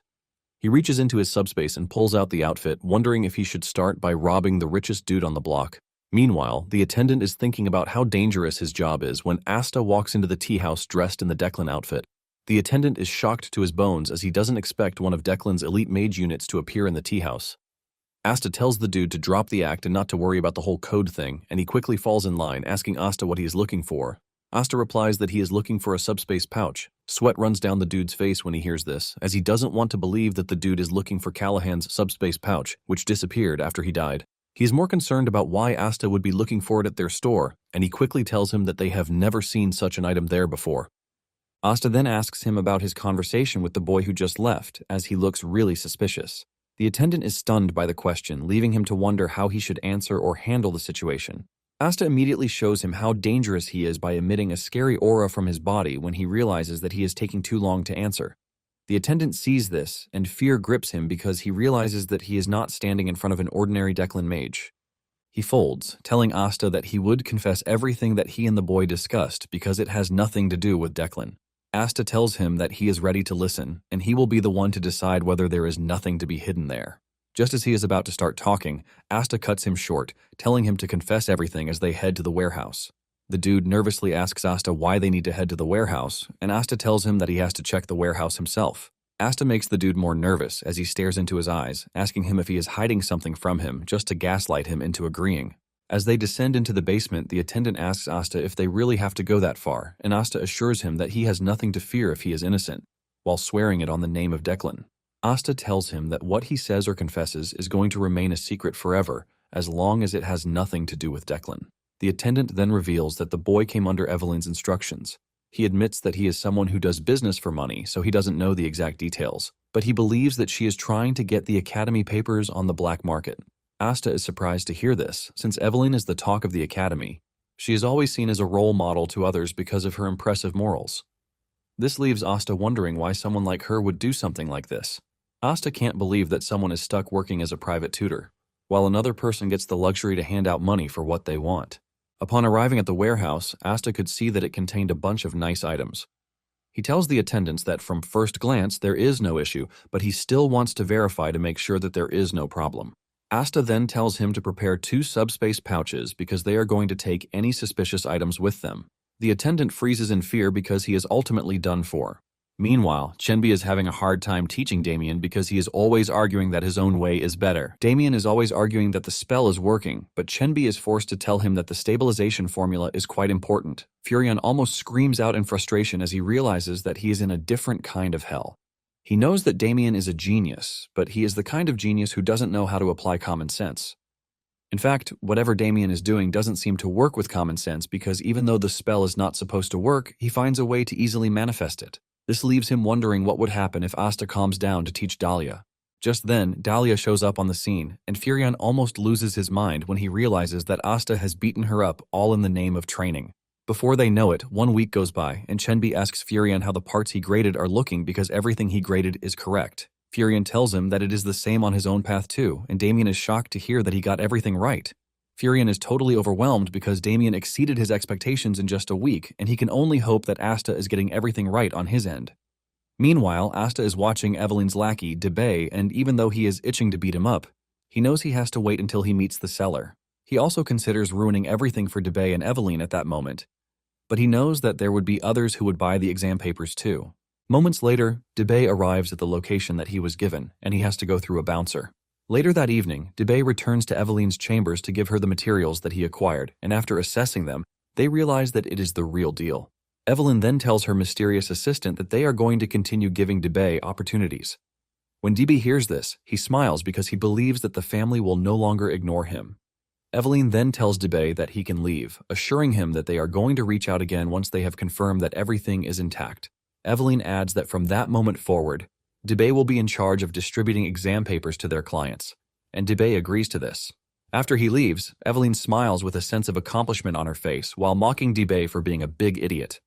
Evelyn then asks her assistant if the work she put him on is going smoothly, and he says yes, revealing that in a few days, every job that Evelyn was involved in will be replaced with Debay's name and the trading company, Pingroove. Evelyn tells his assistant to make sure that everything goes smoothly because the only reason they are using Debay is for this. Unknown to them, Asta just heard everything they talked about, and he can't believe just how rotten she is. This leaves Asta wondering if there is a way that they can handle it because he has to ruin the whole thing while guiding Evelyn to make sure that she doesn't do something like this again. Even though he recorded the whole thing with a crystal orb, Asta knows it would be a waste to use it right away. Asta is left in a confused state because he is used to smashing things, but he doesn't want to take that route with this current situation. Just then, an idea comes to his mind, and this is an idea on how to guide Evelyn down the right path. Asta then reaches for the exam papers, and he starts copying everything out to a new sheet. He is impressed by his handwriting, and this is because he used to copy handwriting a lot when he was young. Asta didn't expect that he would do it again for something like this, but he is proud of himself for getting it done. After he is done copying it, he lets Evelyn know that she is about to become a good person. On the other hand, Dahlia has finally understood what Asta was trying to teach her about landing the first strike. Soon afterward, the exams come to an end, and everyone is left wondering if they wrote the right answers in their answer sheets. A particular student, Dominion von Haremar, who is Evelyn's client, is exceptionally pleased with what he wrote in the exam, and he boasts to his peers about how he crushed the exam. Apparently, Dominion is the eldest son of Viscount Haremar, and his family controls the kingdom's main grain warehouses. Evelyn is glad that she was able to secure a good partnership with someone who controls the cereal fields because of leaked exam questions. Basically, she has 4 deals just like this one that are running simultaneously, and she concludes that this is a deal of the century. In fact, she is confident that this is how it is going to continue. Suddenly, an examiner enters the hall and tells Deminin to follow him because the director is waiting for him. Fear grips Evelyn when she hears this, because this can only mean one thing. The next morning, the students gather, and the first-year students are ordered to gather in the grand hall for an emergency meeting. The students are confused because the innocent ones don't have an idea of why they are being summoned out of nowhere. There are some who are aware that there was a massive cheating scandal, and Evelyn is shaking where she is, wondering if the whole thing can be traced back to her. She is confident that it can't be because she didn't leave a trace. At the same time, she wonders if it was Debay, but she trashes this thought because Debay might be slow, but he is not reckless. The examiner soon enters the room, telling everyone to keep their mouth shut. The examiner says he is aware that the rumors are already spreading, but he is going to clarify the situation for those who have no idea what is going on. The examiner reveals that several students were caught cheating during the first year's midterm exams, and he talks about how shameful it is that such a scandal occurred in their academy. This immediately confirms it for those who were already suspecting that something like this is happening. The innocent ones know that the guilty students are done for, and Evelyn is already shitting her trousers in fear. The examiner says the main instigator has been found, and it is Debay, who has been expelled alongside his other 4 accomplices. In addition, the academy will also demand full compensation for damages. The examiner then continues by saying it wasn't their faculty who uncovered the plot because it was a student with an unwavering sense of justice who did. The examiner informs them that they are gathered to commend the exemplary courage of the said student, and just then, he calls Evelyn's name, telling her to step forward. Evelyn is ultimately shocked when she hears her name, and the students start hailing her. She tries telling them that she wasn't the one, but they just believe that she is a modest student. Without giving her a chance to even plead her case, she is pushed to the front as the hero who saved the day. Evelyn is totally confused, and her spirit couldn't settle on how wrong everything is. Meanwhile, Asta is in the back, clapping for Evelyn while urging her to stay on the right path from that moment forward, since she is known as the champion of lost causes. She is more or less the benevolent judge who corrects the corrupt. 1 week after this, the students are informed that rankings have been posted, and the students rush over to the board to check their results. Damien and his friends are blown away when they find him sitting in the 18th position, as he has exceeded their expectations. Asta maintains his cold stance, and he tells Damien to look closely because Deminin is ranked 7th, which is higher than him. Just then, an examiner shows up, telling them that they posted the wrong result. He goes to the board, and he plasters the right test result. This time around, Damien moves higher to 16th, and he almost goes crazy with happiness. Asta, on the other hand, is glad that Damien passed because he can finally collect his reward, which is the multiplication formula. Chenbi celebrates Damien's win, saying he might have a talent for teaching, and after graduation he might just remain in the advanced class so he can apply as an assistant. Asta hears this, and he immediately tells him to shut his mouth. It turns out that he didn't want to say it out loud, but he ends up doing that because of how important Chenbi is to him. Asta tells Chenbi that an assistant was involved in the cheating incident, and this was because he was so broke that he had no choice but to sell exam answer sheets just to pay his bills. Asta asks him if he has any idea how long it takes for an assistant to become an associate professor, and Chenbi says he heard that it is 3 years to 4 years. Asta asks him who said this, and he reveals that it was Parun. Asta then genuinely asks him if he wants to become a professor, and Chenbi replies that it appears to be rewarding in a way. Chenbi asks Asta if he believes that he is not cut out to be a professor, and Asta tells him that there is a way for him if it is his dream to teach. Asta tells him to become an archmage, and this is someone so powerful that no one would dare to challenge him. With a smile on his face, Asta tells him that once he becomes an archmage, he can train his students whatever way he wants, just as he did with Damien. This word hits Chenbi deep, and Asta can already see that he is thinking about it. This is exactly what Asta wants, because he is pushing Chenbi to dream very big. He has seen that after what he did with Damien. Being a mere assistant would be a waste because he is more talented than this. Asta wants Chenbi to become an archmage, so he can finally repay him for saving his life.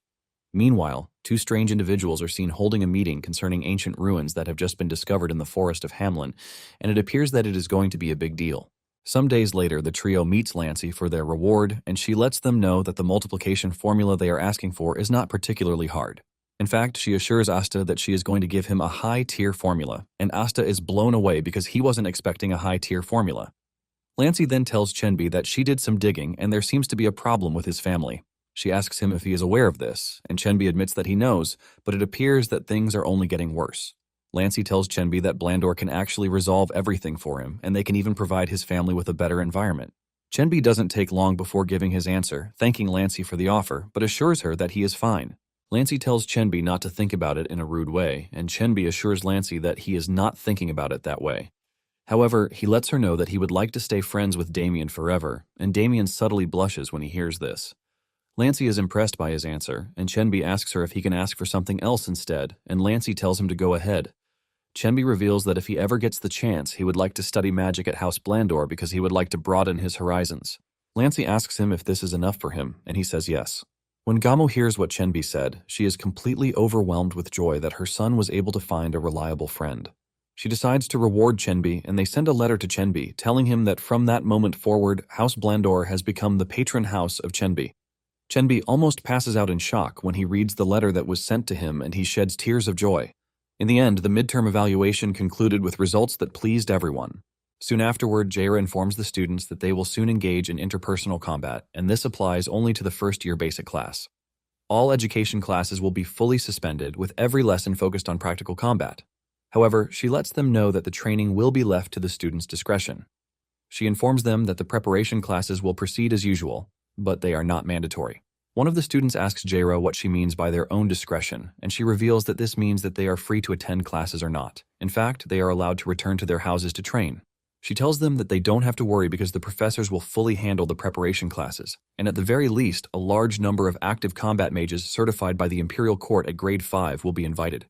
After they are done with the announcement, Asta is left wondering why the interpersonal combat schedule was suddenly changed. He figures out that the professors are hiding something, and from the look of things, the decision came from higher up and not from the professors. Later that day, Asta gets a message from the headmaster telling him to meet him by 8 p.m. that day. That night, Asta heads to their usual spot, and he is completely shocked to see that everything has changed. In fact, the headmaster has even set up barriers strong enough to hide the abandoned warehouse.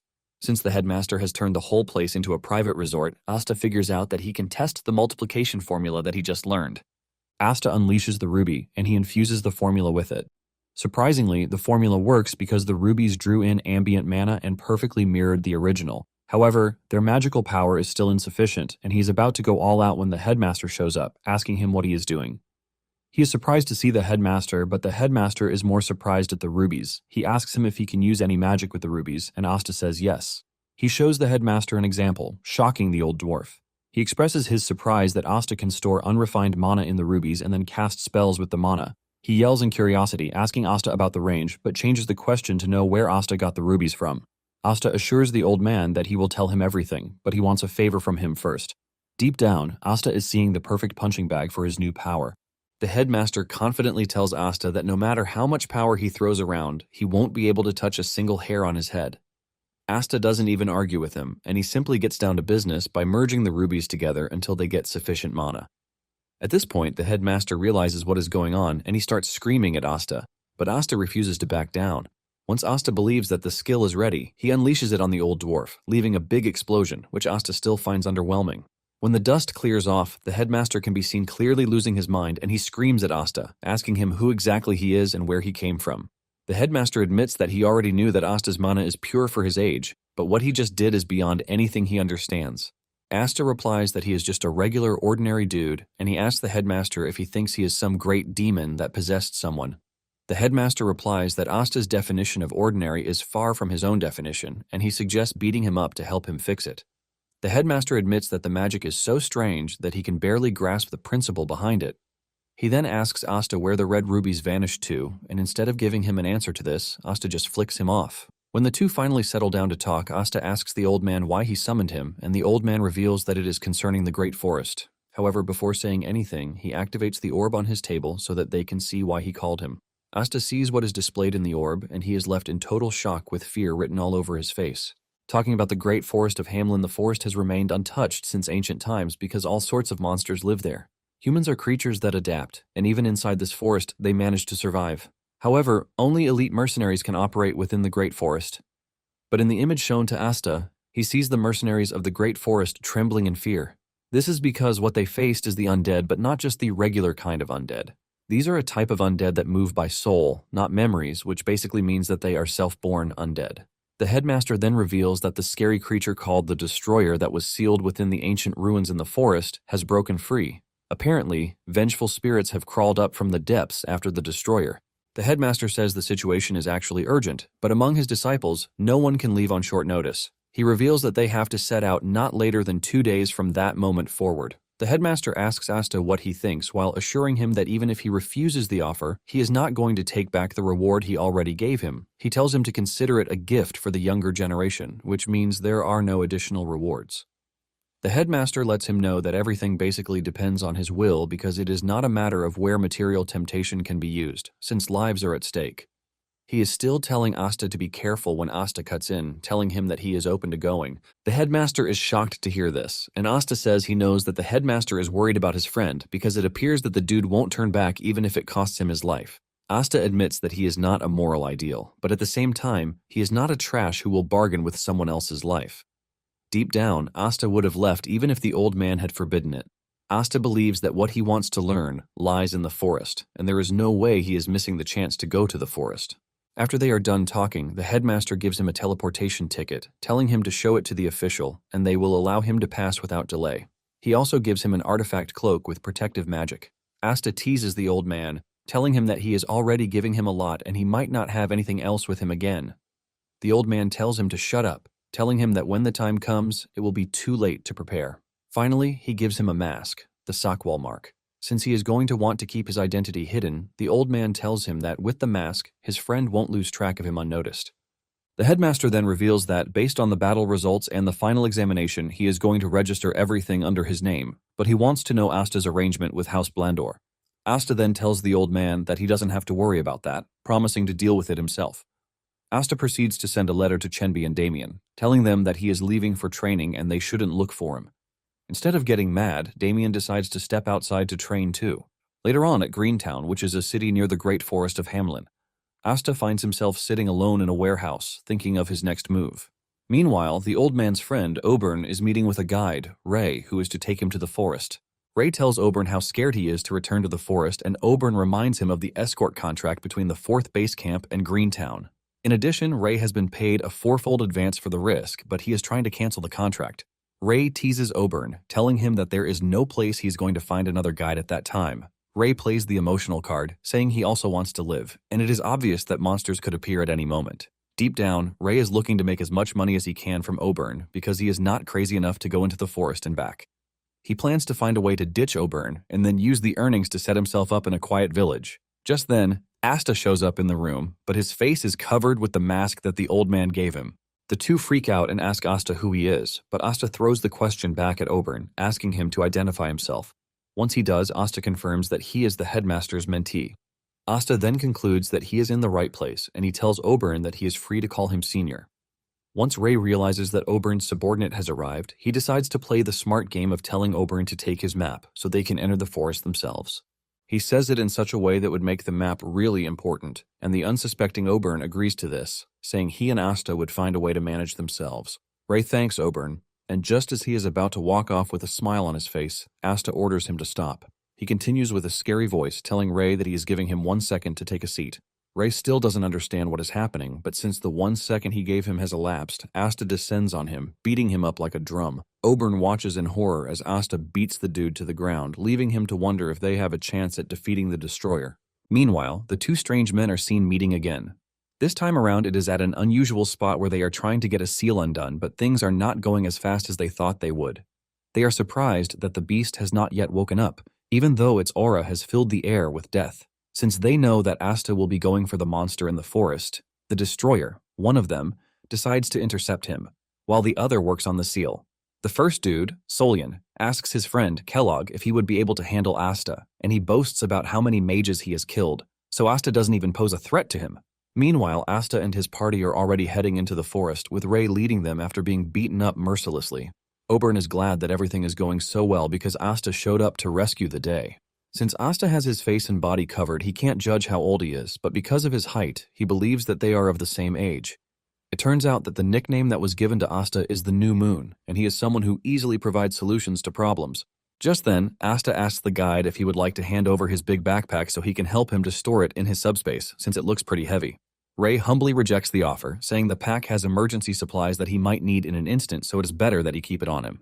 Asta immediately realizes that Ray has not given up on his quest to rob Oberon, but nonetheless, they are still in the forest.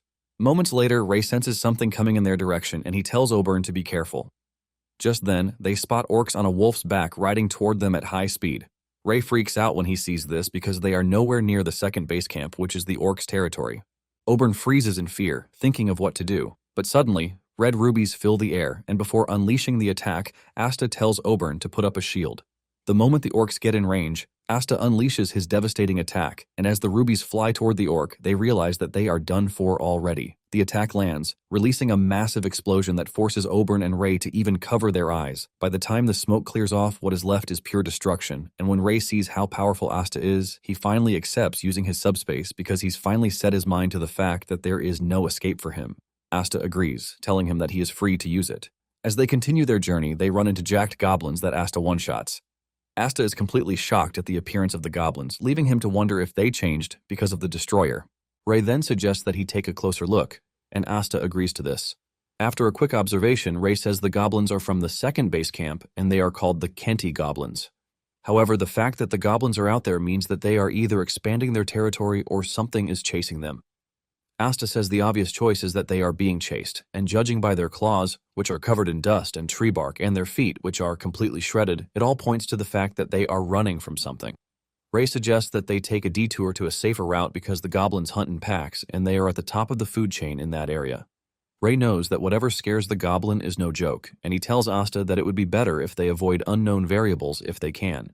Surprisingly, Asta agrees with him, telling him that unexpected risks are the worst kind, so they are just going to do it his way. With this, Asta confirms that Ray has sharp senses because even with his wide-range sensing, the area is full of interference, but Ray managed to find the optimal route to avoid all of these. Asta has no choice but to admit that Ray is more competent than he thought. He decides to follow Ray's lead in the meantime. Soon afterward, Ray tells the two that they are almost at their destination because once they cross the swamp in front of them, they will reach the first base camp. However, he urges the two to get some rest as he scouts the area before they cross. As they settle down, Asta can sense how nervous Oberon is, and he doesn't even blame him because the detour they took cost them a day. Oberon tells Asta that they don't have the time to waste because the monster is definitely coming. He tells Asta that they have to find the destroyer fast and kill it before things get out of control. The dude blames himself for what happened, and instead of offering his sympathy, Asta agrees with him because he doesn't understand why the dude is venting out his frustration to him when he is not his psychiatrist. Suddenly, Ray shows up with fear written all over him, and he tells the two that they have to run because the ruler of the swamp is coming. It turns out that deep inside there, in the forest, there lies a hellish place, which is referred to as the depths. The ruler of the swamp is one of the primeval creatures that emerged from there. Apparently, no one knows why the swamp ruler abandoned the depths and made its home in the forest swamplands. Ray complains about how bad it is that the swamp ruler has now shown up after so many years. Asta asks if they can avoid it and cross the wetlands some other way because even if the marsh is the king's domain, it is quite big. Ray then replies that there is no chance of this because the moment one touches the water, the monster will pick up their scent, chase them to the ends of the world. Oberon asks Ray how long it is going to take them if they decide to take another route, and Ray says it is not as simple as it is because they are going to need a huge detour. This is why the guides work really hard to secure a direct route through the wetlands. However, if they are to take a detour at this point, Ray reveals that it is going to take them 10 days at least, and on the worst side, it can take a month. Oberon is shocked to hear this, but realizes that he has no choice if they are going for safety. Ray asks him if he should prepare the route, but Asta steps in, telling him that they are going through the wetlands. Ray is shocked to hear this, and he tries to explain to Asta how dangerous the monster is because it has killed loads of soldiers, mages, and knights. Asta then tells Ray that he is getting it all wrong because they are not just passing through, but they are going to kill the ruler of the swamp. Ray realizes that Asta is serious, and he can only sigh in frustration. Oberon cuts in, telling Asta that he doesn't have to go to such lengths for him because he is already thankful that they even came that far. Asta cuts him short, telling him that something has to be done about the monster. He asks him if this is how he is going to freeze in fear when they face the destroyer. Oberon tries to use a stupid analogy, but Asta lets him know that it is already decided that they are going to kill the ruler of the swamp the next day. Seeing that there is no changing Asta's mind, Oberon tells him that there might be a way for him to assist. Asta asks him if he was planning to stand on the sidelines before. Oberon reveals that his talent hasn't completely awakened, but he is pretty sure that it can still help. Oberon calls it a gift, saying the name of the power is Overclock. This is a power that brings a target's hidden potential to the utmost limit for a short time. Asta immediately becomes interested in the power, and he tells Oberon to explain further. The next morning, Oberon gets up early to prepare himself for the mission at hand. He is surprised when he sees Asta showing up in the distance, dragging Ray with him. Asta had caught him trying to escape and beat him up more.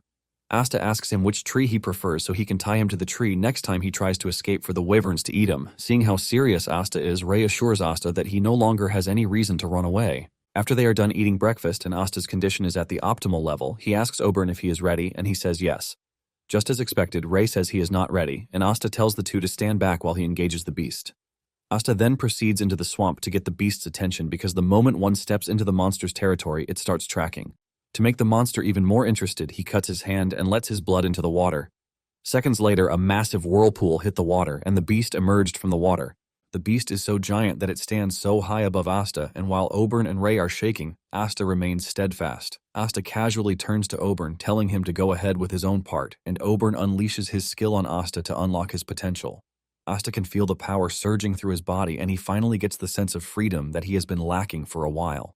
The monster tries to attack Asta, and it thought it had him, but Asta had already flown into the air to get the height advantage over the monster. Asta thanks the monster because he's about to test his limits because of it. During the explanation of how the overclock power works, Oberon admits that he doesn't fully understand how it works, but it is said that it unlocks potential beyond all limits. However, he lets him know that he has to follow one particular rule. Apparently, overclock lasts for 5 minutes, and anything beyond that becomes dangerous, so he has to finish the fight in under 5 minutes. Now that Asta is standing face to face with the monster, he unleashes a bunch of magic circles, while concluding that 5 minutes is a whole lot of time for him to have fun with the monster. Asta activates fire magic that sets the monster on fire, and it is so intense that the fire starts burning even in the water. Oberon and Ray can't believe their eyes when they see that the fire Asta is using is actually burning in the water. Ray can't believe his eyes because the monster is already crouching, which means Asta might actually get the chance to kill it. Just then, Ray notices something dangerous, and he urges Asta to be careful because the monster is about to roar. Before he can even send out the warning, the monster roars, and the fire magic starts vanishing. Asta figures out that the monster's roar has the ability to disrupt the natural mana flow, and he is not entirely surprised because he wouldn't have expected anything less from the ruler of the swamp. Just then, Ray yells at Asta, telling him not to look into the monster's eyes for too long because 3 seconds of eye contact will freeze his mana. Asta is shocked that Ray is just telling him such an important piece at such a crucial stage. It turns out that Ray has always dreaded the King of the Swamp because of its ability to disrupt mana and also freeze the target's magic. In addition, its skin is so tough that it can even repel a knight's ether, which is why Ray's master told him back then that the best move against the King of the Swamp is to not engage it at all. However, instead of planning his escape, Ray now believes that Asta has the chance to win against the monster. Ray clenches his fist because he wants to believe in the monster. Asta turns to Ray, telling him that they are going to have a brief discussion later, and Ray agrees but suggests that they survive first. Since he can't look at the monster's eyes for more than 3 seconds, Asta decides to take care of that.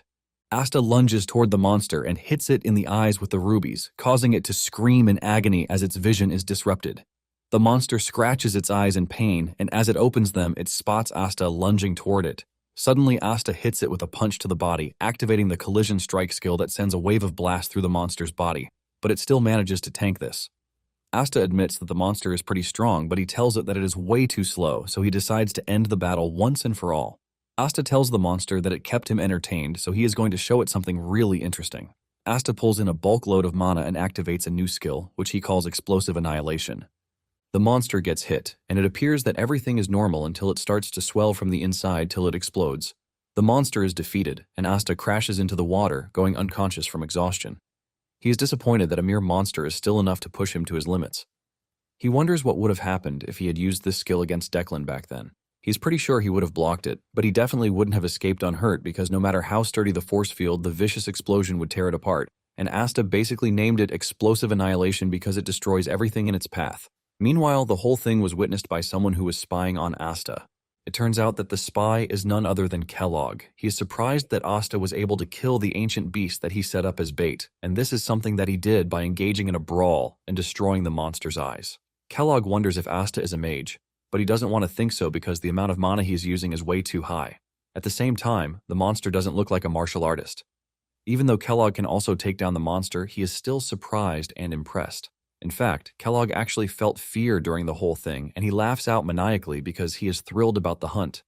Suddenly, it dawns on him that Asta appears to be a hunter just like him, leaving him to wonder how he looks to a fellow hunter. However, seeing how dangerous everything is, Asta figures out that he has to put more effort into his preparations. Soon afterwards, Asta wakes up, and he asks Oberon how long he was out for. Oberon is surprised to see him awake, and he tells him that he was out for about 2 hours. Asta groans, saying his head is still spinning, and Oberon tells him that this is a side effect of being hit with overlock. Oberon tells him that he doesn't need to worry about it because he kept the duration short, so the strain should be minimal. However, he tells him that he will probably feel like this for the rest of the day.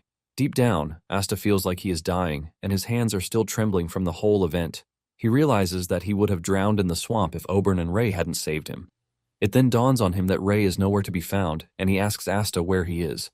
Just then, Ray emerges from the bush, telling Asta that he doesn't have to worry about him because he has no intention of running away anymore.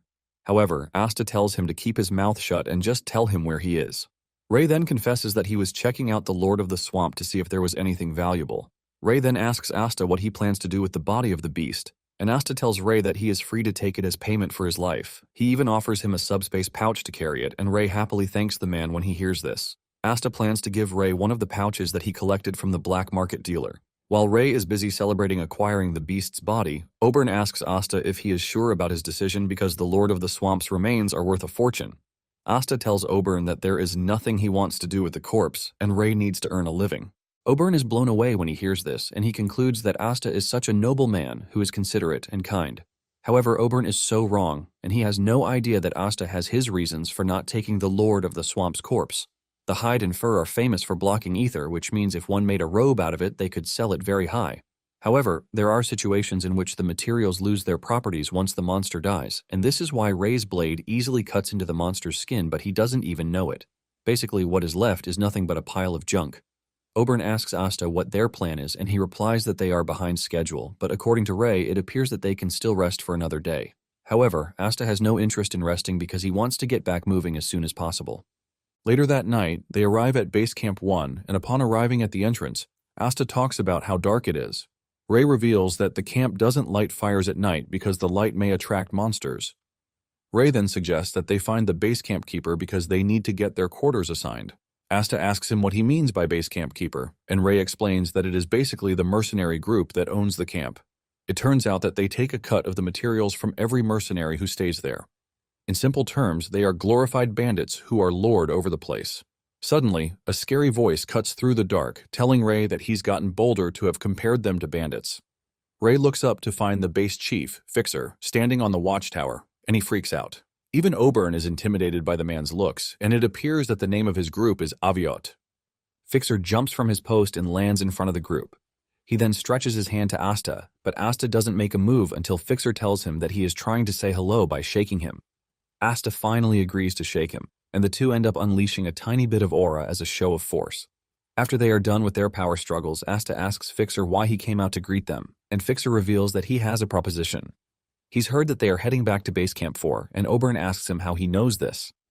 Fixer throws Ray under the bus, saying he heard from him because he was busy blabbing about how he plans to scam some naive mage. However, this isn't really his concern because what he wants is for them to take him along with them to Base Camp 4.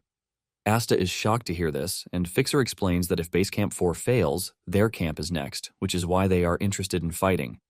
Asta is not entirely against the idea because the more help they have, the better. He is about to agree to this when Oberon cuts in, rejecting the deal, shocking Asta. Even Fixer asks him why he's refusing, and he replies that the area around the 4th base camp has long since become a land of death.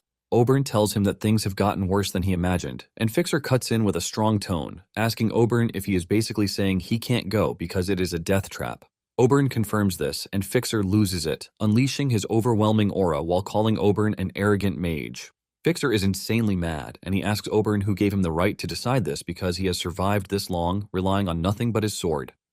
Fixer says it might appear that he is just a lousy sellsword, but he and his squad have a lot to protect and lines they will never cross. At this point, Oberon is already stressed out, and Fixer yells at him, telling him that they have the same right as him to defend their home. Fixer turns around, telling Oberon that he expected more from him, since he is the headmaster's disciple, but he just disappointed him.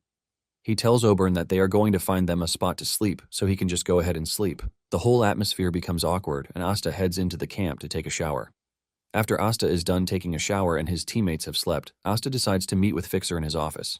Fixer asks him what he wants, and he replies that he doesn't want anything serious, just that he wants to talk. Fixer berates Asta, calling him a kid, while telling him that he has some nerves on him. Asta then asks him how old he is, and he replies that he would be 50 in the year to come.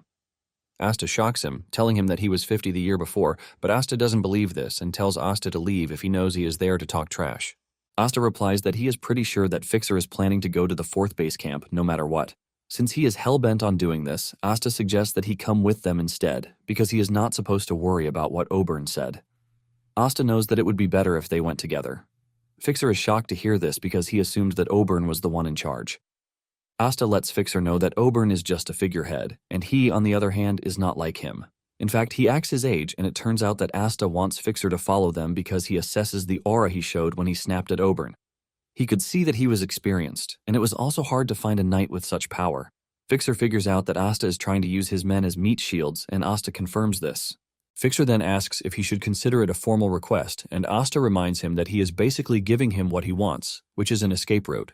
Fixer reveals that he will be sending the young mercenaries home, while he takes only the experienced mercenaries with him. Asta tells Fixer how commendable it is that he would sacrifice himself for the young ones. Fixer then tells Asta that he is going to need Ray to find a path for the young ones because he is the best at what he does. In fact, he is willing to trade their own guide for him. Asta then asks him why he is bothering himself with this. Fixer tells him about the ruler of the swamps and the wetlands, saying their guide isn't skilled enough to find a way around the swamp. Asta then lets him know that if it is about this, he has nothing to worry about, and Fixer is confused by this. Asta asks him how he thinks they went to the 1st base camp, because if they had gone around the swamp, they would have ended up at the 3rd base camp. Fixer is surprised to hear this, and he asks Asta if the ruler of the camp retreated, and Asta lets him know that he sent the monster to the afterlife, shocking Fixer to the bones. The following morning, the mercenaries start preparing to leave while the young ones head home. Asta asks Fixer if he's sent a scout to confirm, and Fixer says yes. They have been able to confirm that the ruler of the swamp is dead, forcing Fixer to ask Asta who the hell he is. Asta replies coldly, telling the dude that he is his employer while asking him if he's made up his mind yet. Fixer says yes, telling Asta to just make sure the young one gets out safely as he promised, and Asta says he will. Fixer asks Asta what he wants, and Asta replies that he wants men who will be cannon fodder, just like he said before. Asta tells him that after this, he is free to do whatever he wants, and Fixer acknowledges this. Asta goes ahead to tell Fixer to drop the formalities because he might be 2 years older than him, but it doesn't mean anything. Fixer watches in shock as he doesn't want to believe that Asta is truly 2 years older, but at the same time, he starts thinking he might be an old mage who drank a rejuvenation elixir. One of Fixer's men soon shows up to tell him that they are done, and Fixer orders them to get everything ready because they can't keep Asta, their employer, waiting. Once the men have assembled, Fixer tells them that half of them, who are experienced, will head deep into the forest while the younger ones will head outside.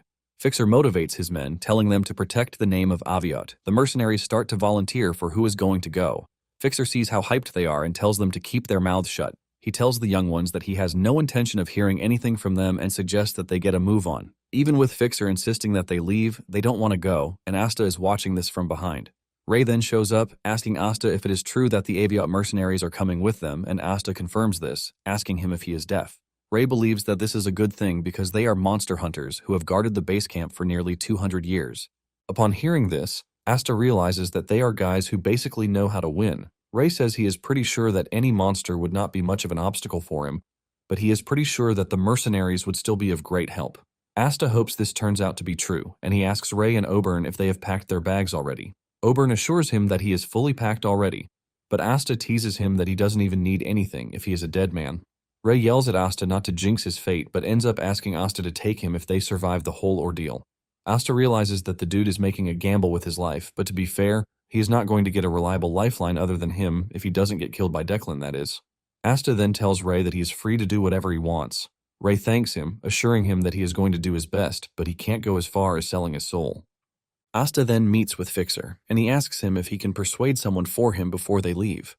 Asta asks him who the person is and where they are. Fixer replies that they are at the 2nd base camp. He wants Asta to head to the 2nd base camp to persuade the base camp chief, Hallig, for him. He says even if Hallig is not able to come, he would like to borrow his competent vice because he is a brilliant tactician.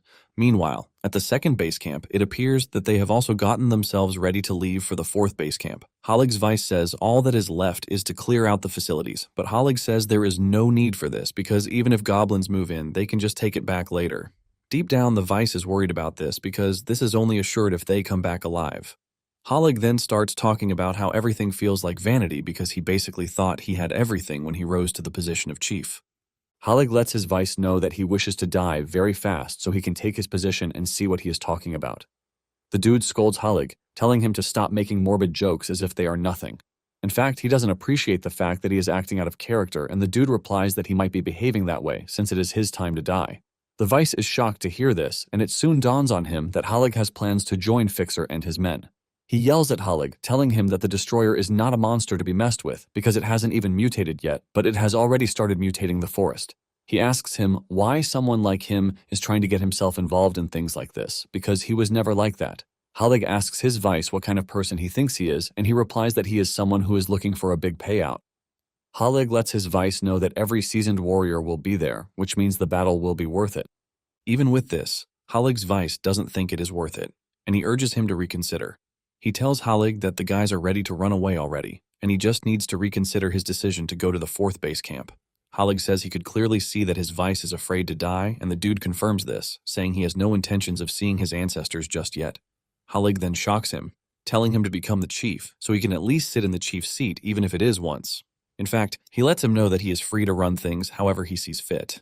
The dude stands there in shock, as Halig declares that he is now the chief of the 2nd base camp. He tells him that he can rename the camp to what fits him. What is supposed to be a good farewell suddenly turns morbid when a strange arm impales Halig's chest from behind.